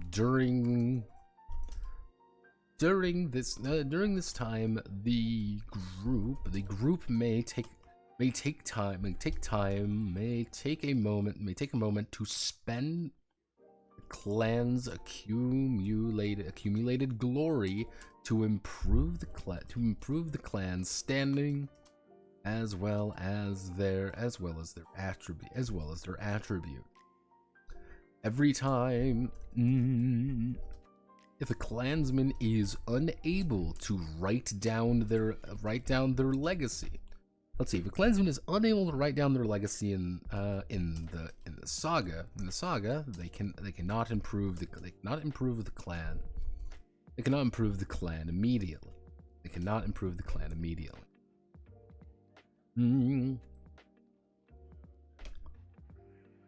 Example: heroic events.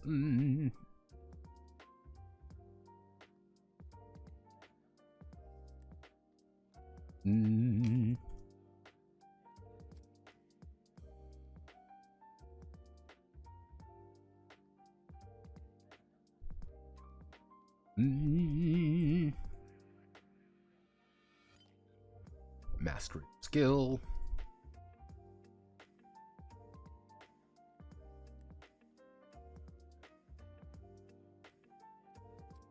Horrible atrocity. Let's see. Yeah, it's just like, okay, mastery of skill, horrible atrocity.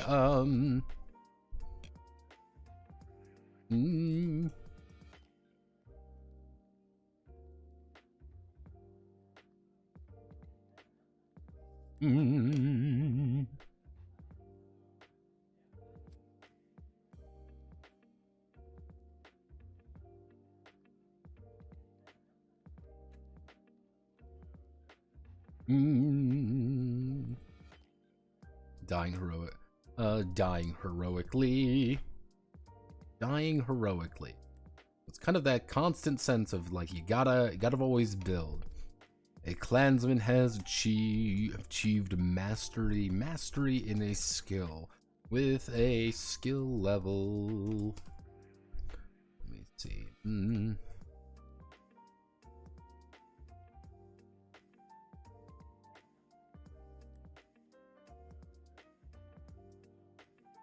And skill level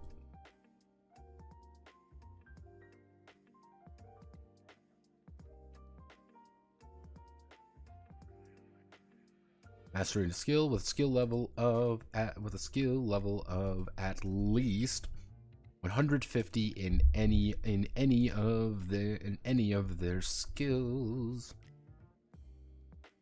Or indeed, the clansman has completed has completed a legendary deed or accomplished a major goal. Taking a city. Let's see, taking a city, saving the life of a king, or fighting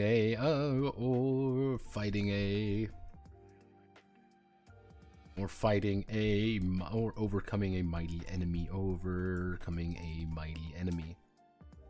Horrible atrocity. The clansman has committed an atrocity. They their name has been blackened. And drenched and remembered in fear as their name has been blackened and remembered in fear. Massacring a city.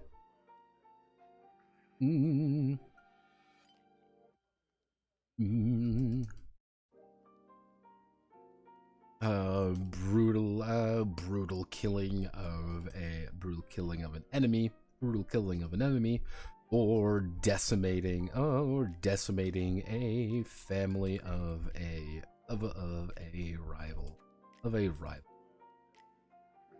Effectively, doing something heroic is, oh no, there's an enemy force coming to slay us, and we obviously have to stop them.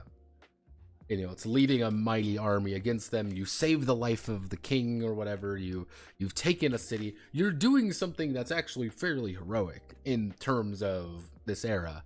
You are a person who has done something great and amazing. An atrocity, on the other hand, is you've done something pretty fucking nasty. And people understand that you're scary and we should be worried about you, but you haven't done anything that is necessarily really taboo-wise. If you're a fuck-up, can you destroy the clan's leg?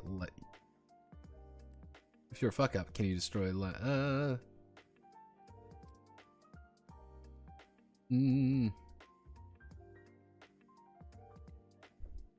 If you're a fuck-up, can you destroy the clan's legacy? Technically, it would just be written in the saga, which can lead to, the thing is, if you do things that are horrible, or you are generally a bad person, you're going to be remembered as a bad person, and it's going to kind of be a black mark on the family. Hey, we've gone 3 generations with being these heroic individuals. People really like us. We've clearly, established ourselves as people who are good. And then you and the players, sit around and you're like, haha, we're heroes. And then it's like, hey, we need to fucking kill these guys. We need to destroy this other clan. Because if we don't, they're going to do something terrible to us. We don't technically have ownership of this land now. We need to kill them. And you do some nasty shit. You lead an entire army over there. You fucking decimate them. They are, you put every member of the family to the sword. Doesn't matter. The men, the women, the children. I don't like sand. And yeah, you're going to be remembered as a fucking monster. And that's just going to be, you got to think about it like this. When the bards are telling the story, when they hit that point, they lower the octave.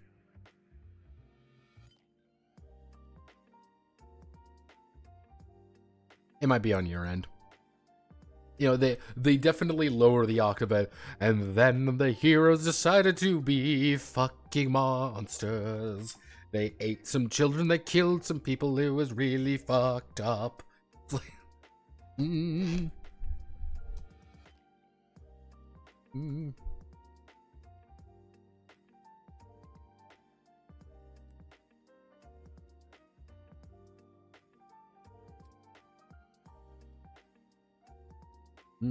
It's committed an ultimate taboo.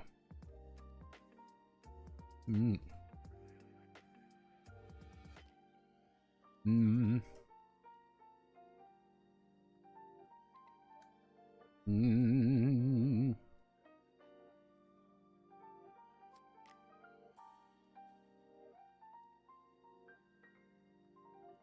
Let's see. Clans was committed ultimate taboo, marking them for life and death. Such examples are incest, kinslaying, regicide, or...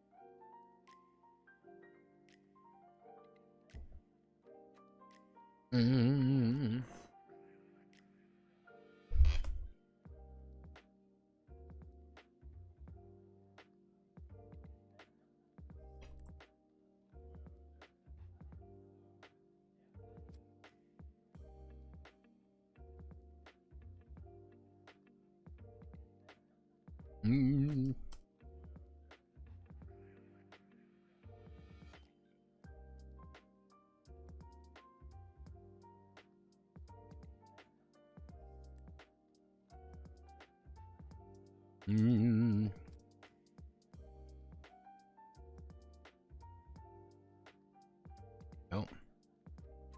Kind of like the idea of being like, hey, you know, you're going to die. Like you remember, death is going to happen. And how do you want to be remembered? How do you want to be remembered? That's going to be a constant thing that's always cropping up. How do you want to be remembered? How do you want to be remembered? How do you want to be remembered? The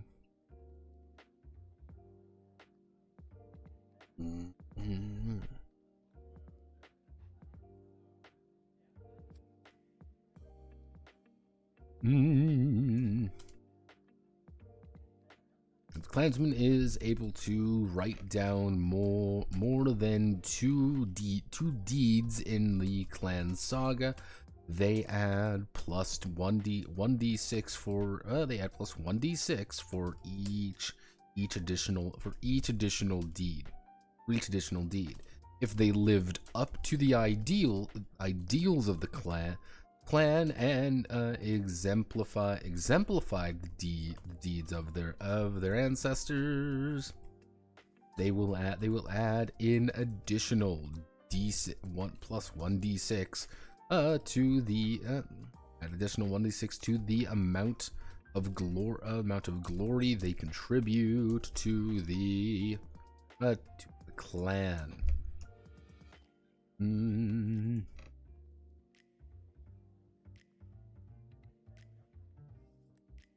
Let's see. Amount of glory they contribute to the clan. Now, what can glory be spent on? Obviously, it can be spent on valuable things. Character.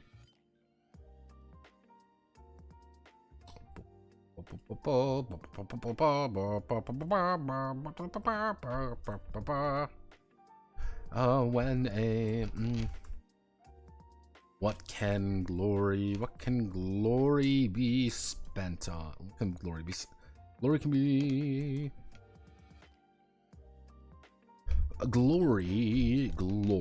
can be can be spent on improving the clan directly, or assisting with any of the surviving clan members after the death of one of their kinsmen.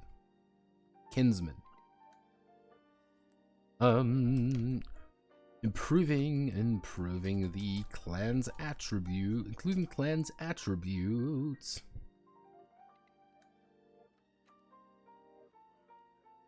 Improving the clan's, improving the attributes cost current value times 5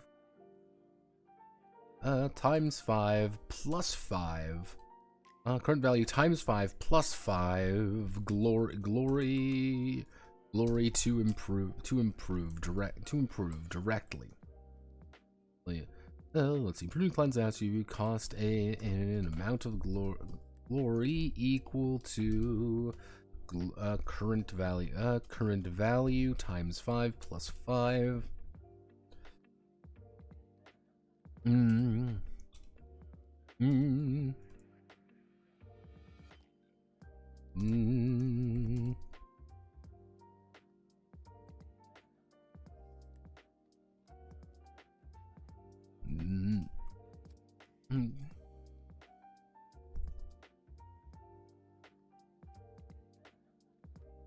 Through sheer relevance.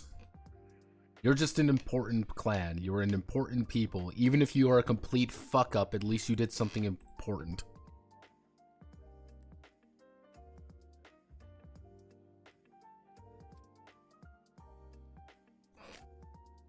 Kind of the idea of, like, if you want to do something like a Path of Redemption, what you're doing is trying to write the saga better. That's kind of the idea. You're writing the saga more efficiently, and you're trying to overpower, kind of overwrite the negative aspects. It's still going to be there. And that's always going to be something that brings up, but when things conflict with one another, it's always going to be, things are going to start merging together. Things are going to be kind of start getting a little bit more amorphous. We butchered the Ruar. We literally marched an army in there and butchered multiple villages of Ruar. We did this because we are horrible people, and the current guy, you know, fucking Bloodhand, was a monster. 3 generations passed since Bloodhand. Every time we have worked very closely with the Ruar. It was difficult, but we did. And we've kind of established ourselves as overlords, but merciful ones.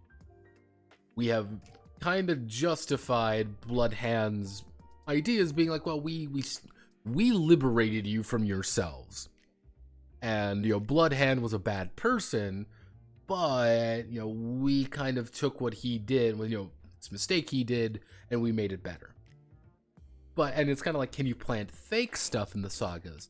That's kind of one of the notes that you can do, because one of the big things is, it is what will be remembered. What will be remembered. And say, for example, you go through this entire thing, and, you know, you got a clearly a kind of a heroic individual, and, you know, he's kind of aiming up there. However, there's a problem. He's not quite right. He's a slave, or he's a slave of your family. You can effectively negotiate. Say, hey, I am going to take the glory for all of the shit that you did.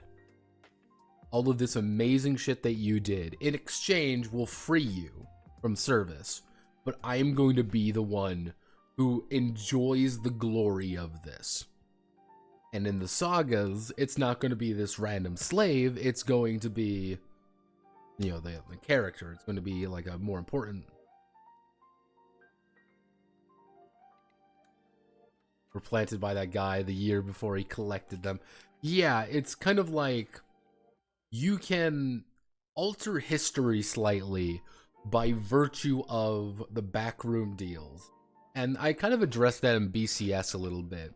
It's kind of the idea of, like, women won't be put in... You know, women will not earn glory more efficiently than men, because women aren't going to be the ones in the middle of the battlefield. They aren't going to be the ones presenting themselves as much. However, they are also going to be the ones who might be on the back end of things. They might have set up their husband 17 times over. Without them, he would have gone nowhere. He would have been dead 5 times over. However, because they were there, they made the moves right in the right places. They nudged the pieces in the right place. Suddenly, their husband's this great and powerful individual, and everyone's going to remember the husband. Maybe not as much her, but that's not the point. And here, it's, you can change the saga. You can change the story of your family by effectively writing it down the right way. Well, we did this horrible thing, But did we? Or maybe we shift the blame to somebody else. We've convinced the world that these guys were asking for it. We convinced the world through a bunch of intrigues, a bunch of backroom deals, that these guys assaulted us. And we defended ourselves and we killed them all. It's not, we ambushed them and cut them down like dogs. No, it was the other way around. And then everyone's going to remember that. And of course, sagas can conflict with one another. Hey, you killed all our kinsmen because you were all evil. Hey, your saga says that you killed all our kinsmen because you're evil. That's kind of the issue with stories. The issue of these kind of more retelling, this constant retellings. I tried to kind of emphasize that in the very first one where you learn about TTRPG, Island of the People. You learn gradually of, this is the story of all the nations. All of them are very specific, and here is our national hero, and they're all perfect and awesome. Except Clanhead. And poor Clanhead is, there for love, and he's kind of pushed off to the side almost. People are sad about him, but he's over there. But then you learn, throughout reading this book a little bit, it's the Cena are viewed as anathema. They're not good people because they don't have a nation. They're exiles. Because Cena never came home. And that's kind of you can kind of bend stories to spinning a self-serving atrocity into a heroic battle. Yeah, you're seeing it's how do you spin it? Everyone can be a hero. Everyone's a hero as long as you make sure that you are the one telling the story. The victor tells the story and all that jazz. Through sheer relevance.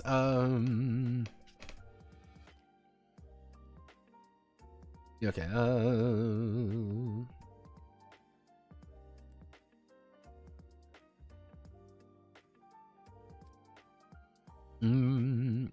I'm gonna have to do things a little bit different. I'm gonna pretty much replace this chart going up there.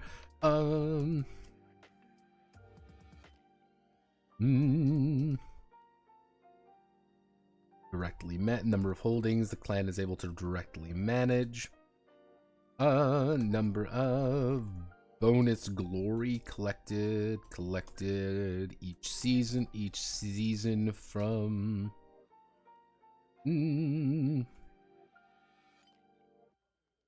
additional manpower mustered from mustered each season, additional manpower mustered each season from actually additional free manpower mustered each season, production, bonus wealth collected each season from holdings, reputation and spread of the clan's saga throughout. There we go. Kind of like here's what it is, and here's kind of like what you're getting at it, like mechanically speaking.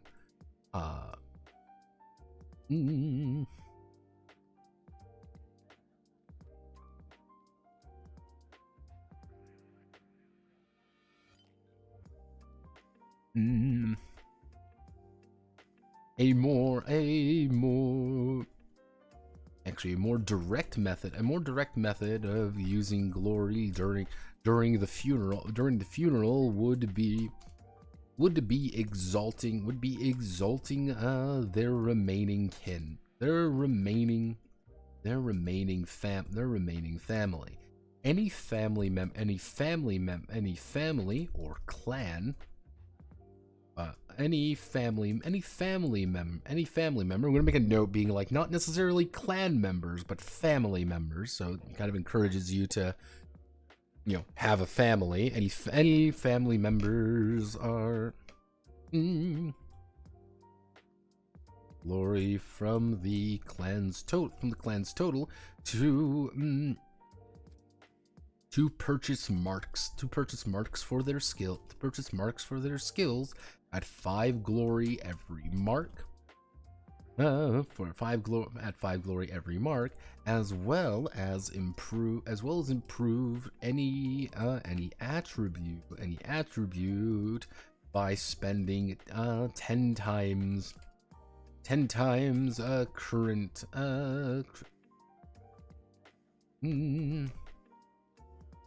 current attribute to increase it by +1.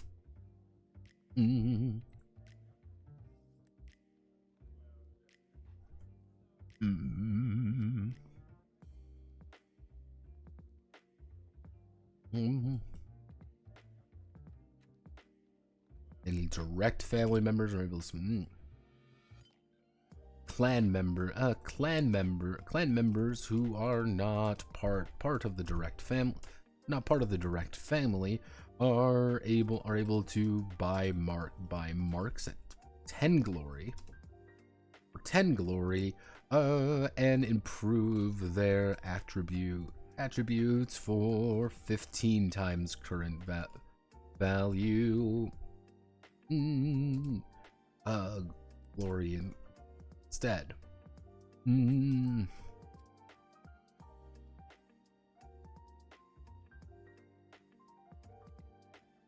I think I found the issue. Overwatch decided to download the 20 gigabyte. Yeah, that would do it. See, can we even like Overwatch still? I've seen the Overwatch 2, like, oh, everyone hates Overwatch 2, and I'm like, ooh, SpaghettiOs, Overwatch, what are you doing? Yeah, as Overwatch collapses in upon itself. How could this happen? Says man.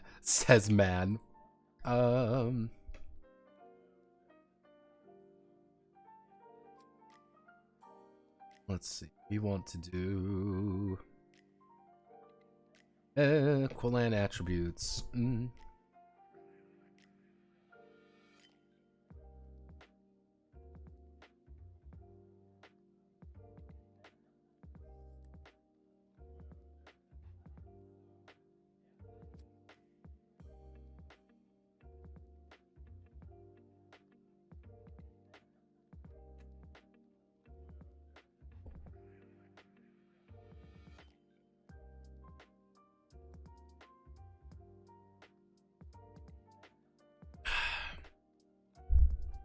Good old-fashioned Overwatch.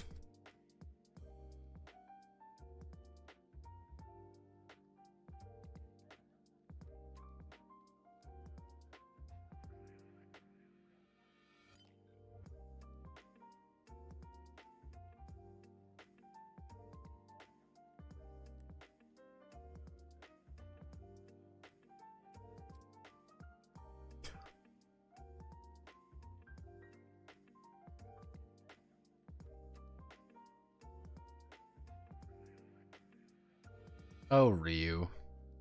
I look on Twitter for half a second and I just see Ryu shit posting. What a hero. You made my hero. The clan's attributes reflect a number of benefits and drawbacks that the clan must manage as they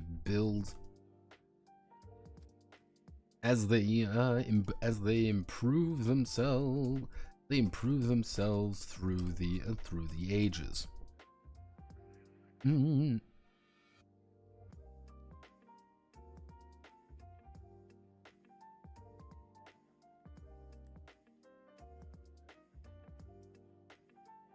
Let's see. Clan must manage to improve themselves through the ages. Each of the clan's attributes affects their standing Next, they're standing on Callis, as well as their ability to manage their domain. Well, to manage their domain.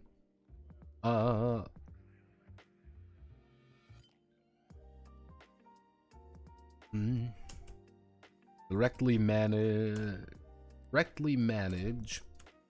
authority plus one holdings and reap their and collect resources from them.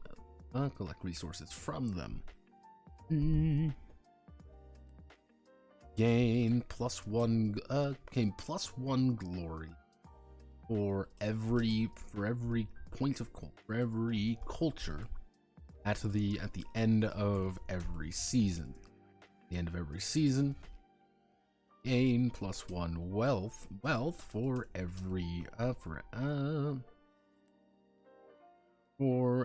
production at the end of every season.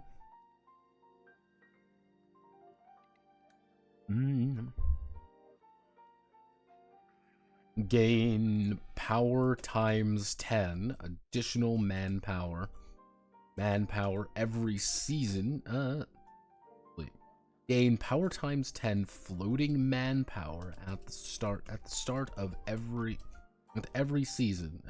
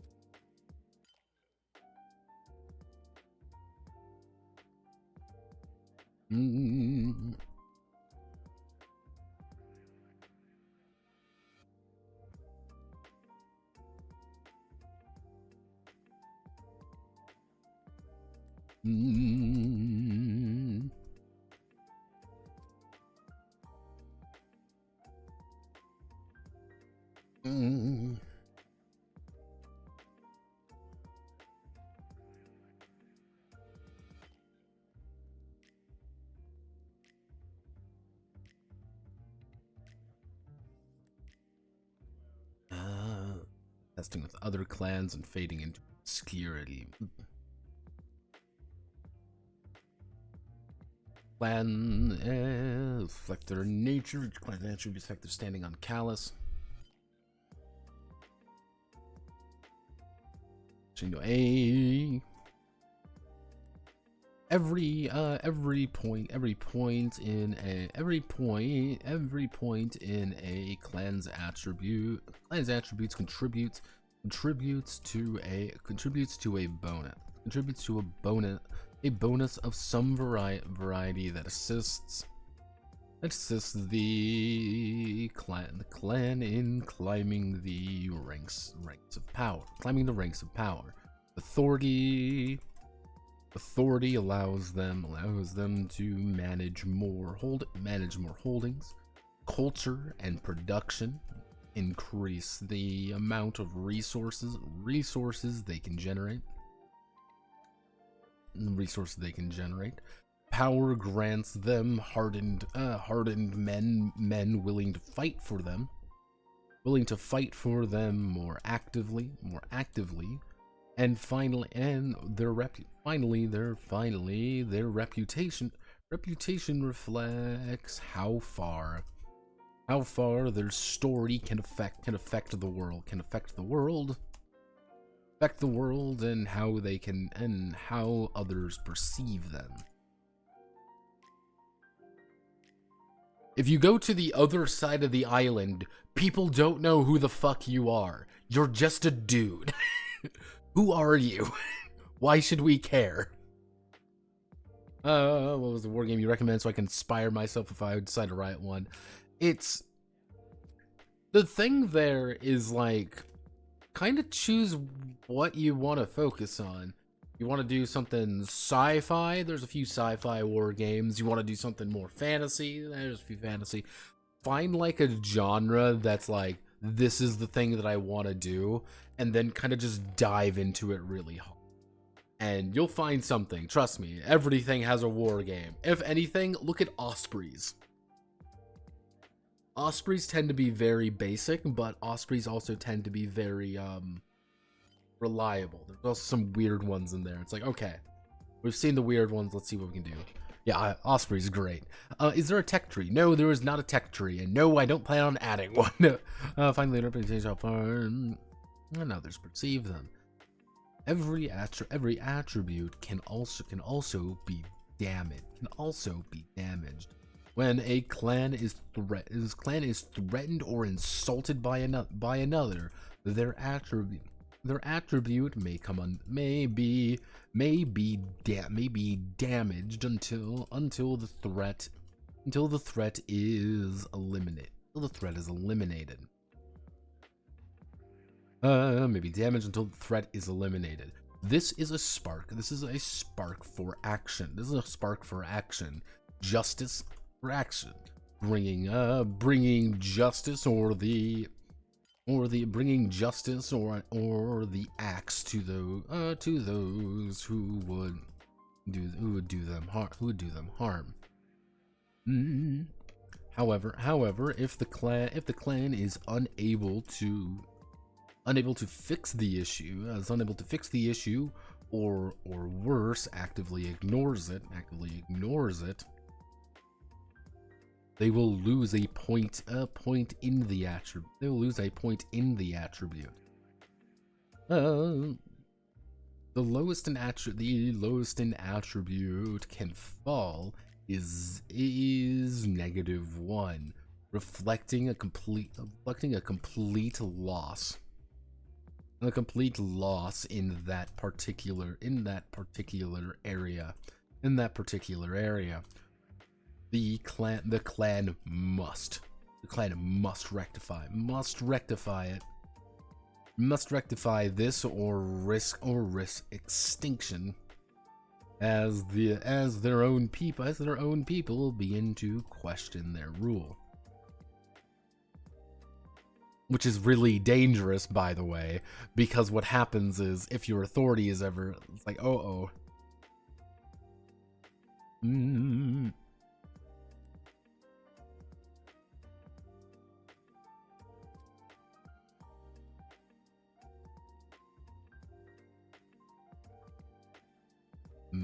So what we're going to do is, here's the attribute. Let's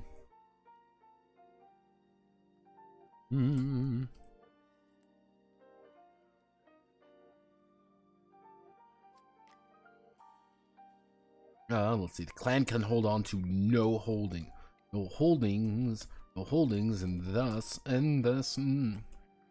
receives no resources from any of their holdings.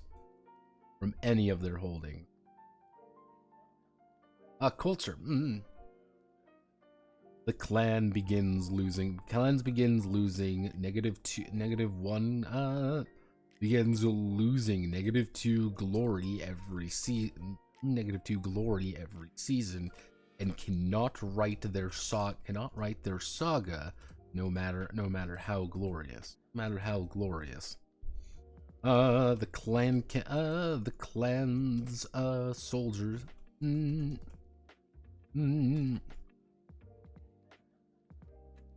Rally. They lose 50% of their total manpower. Production. The clan begins hemorrhaging money.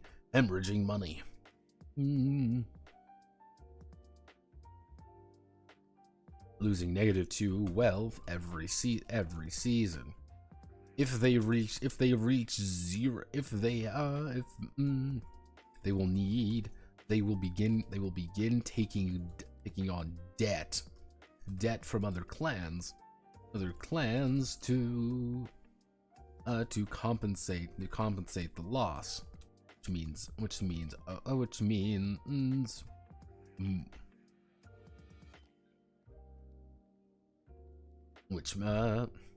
compensate the loss. So it's kind of like you're taking on debts from others, and it's like, oh, well, we're losing more and more over time, to the point where it's like, like we don't have any money anymore. Reputation.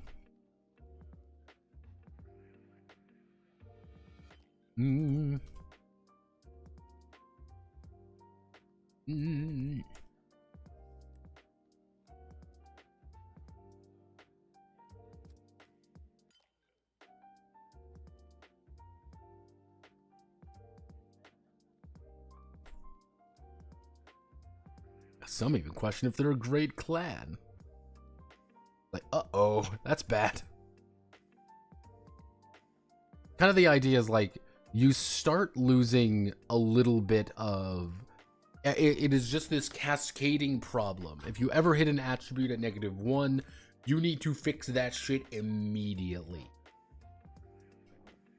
Because it's going to continue losing you're never going to recover from -1 unless you try your best to get out of there. And it's expensive. That's the thing. Did Osprey ever get back to you? No, they did not.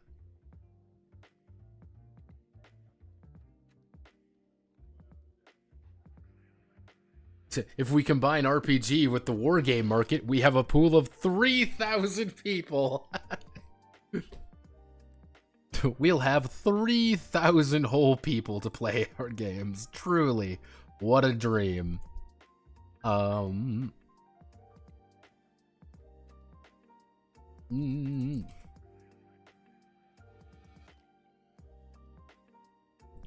Here's what.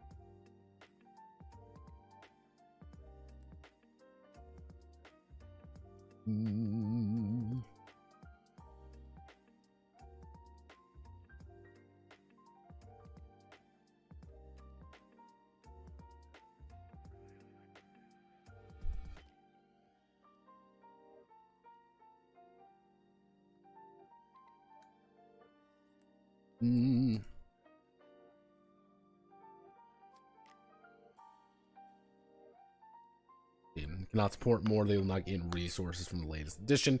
It's effectively, if you have -1, you receive no resources at all. You just don't make anything. None of your holdings actually respect you.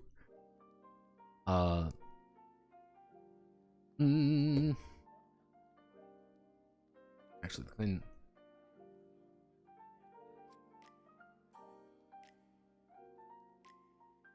Kind of the idea is you want to like push them away a little bit. You want to kind of pawn them off on people who need it or want it.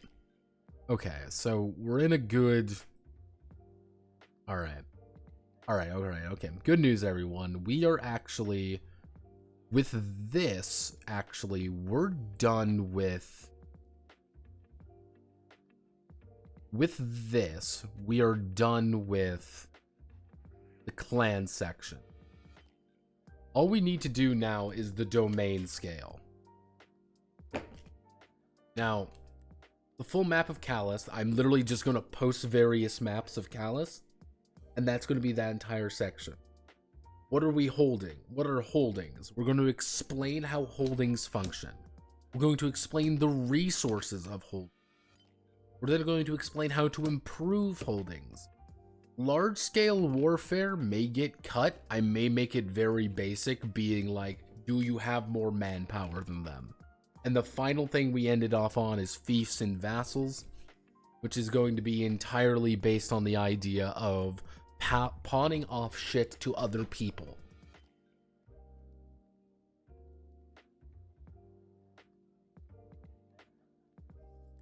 What's your opinion on single dice versus multi-die systems? I am a fan of...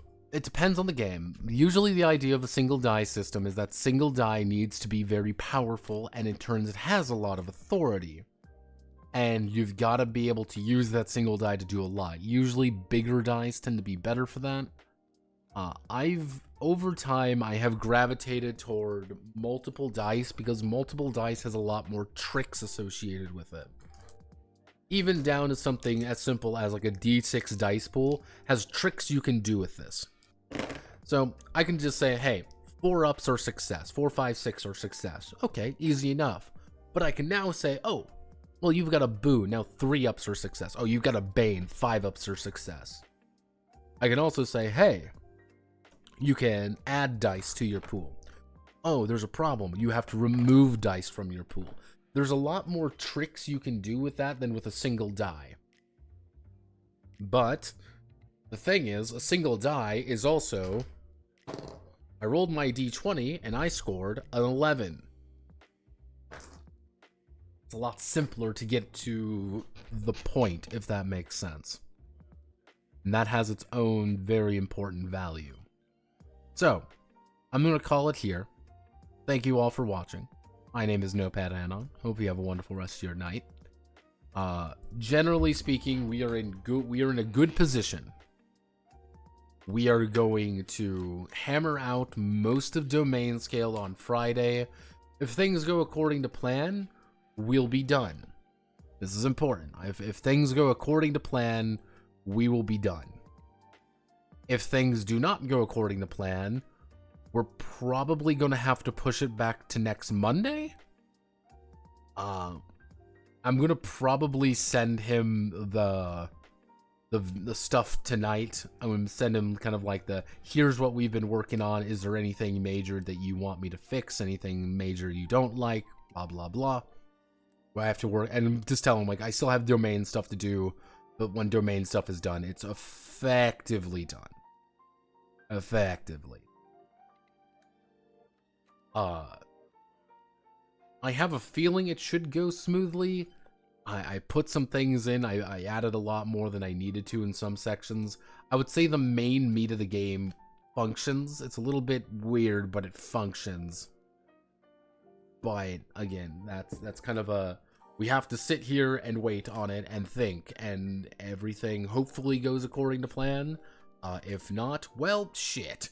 I guess we're just going to start rewriting things. But hey, it's a lot easier to fix things than to rework entire systems. So, thank you all. Godspeed, good luck. Friday will be the Bebop video. I am currently debating on how to do that video, because there's a few good ideas for it.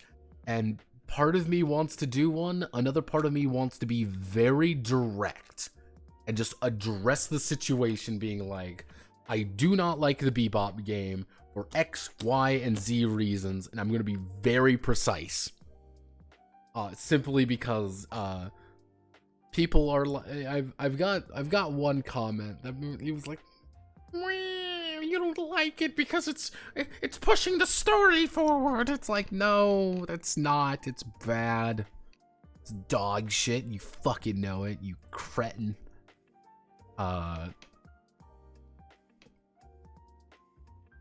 Yeah, there we go. Potential. We got hiring monster fuse with them. I would prefer it to be more like Apocalypse and very twisted, mixed with Hunter Reckoning SMT. Yeah, there we go. Yeah, it's... People seem to like the... I'll bring this up. Also, we hit 1800. Go team. People seem to like the Monster Punk video. Monster Punk was fun to make simply because I could actually use art from the book, and I could also use SMT art, and I do like SMT art. So that's good. The Bebop video will be a little bit easier as well, simply because a lot of the artwork is just Bebop screenshots. My mix Barbie-Gellian thumbnail. Hey, don't insult my mix. I don't have to deal with this bullshit. I don't have to deal with this fucking bullshit. So what if I have the Kenergy? It's not my fault. Alright, goodbye.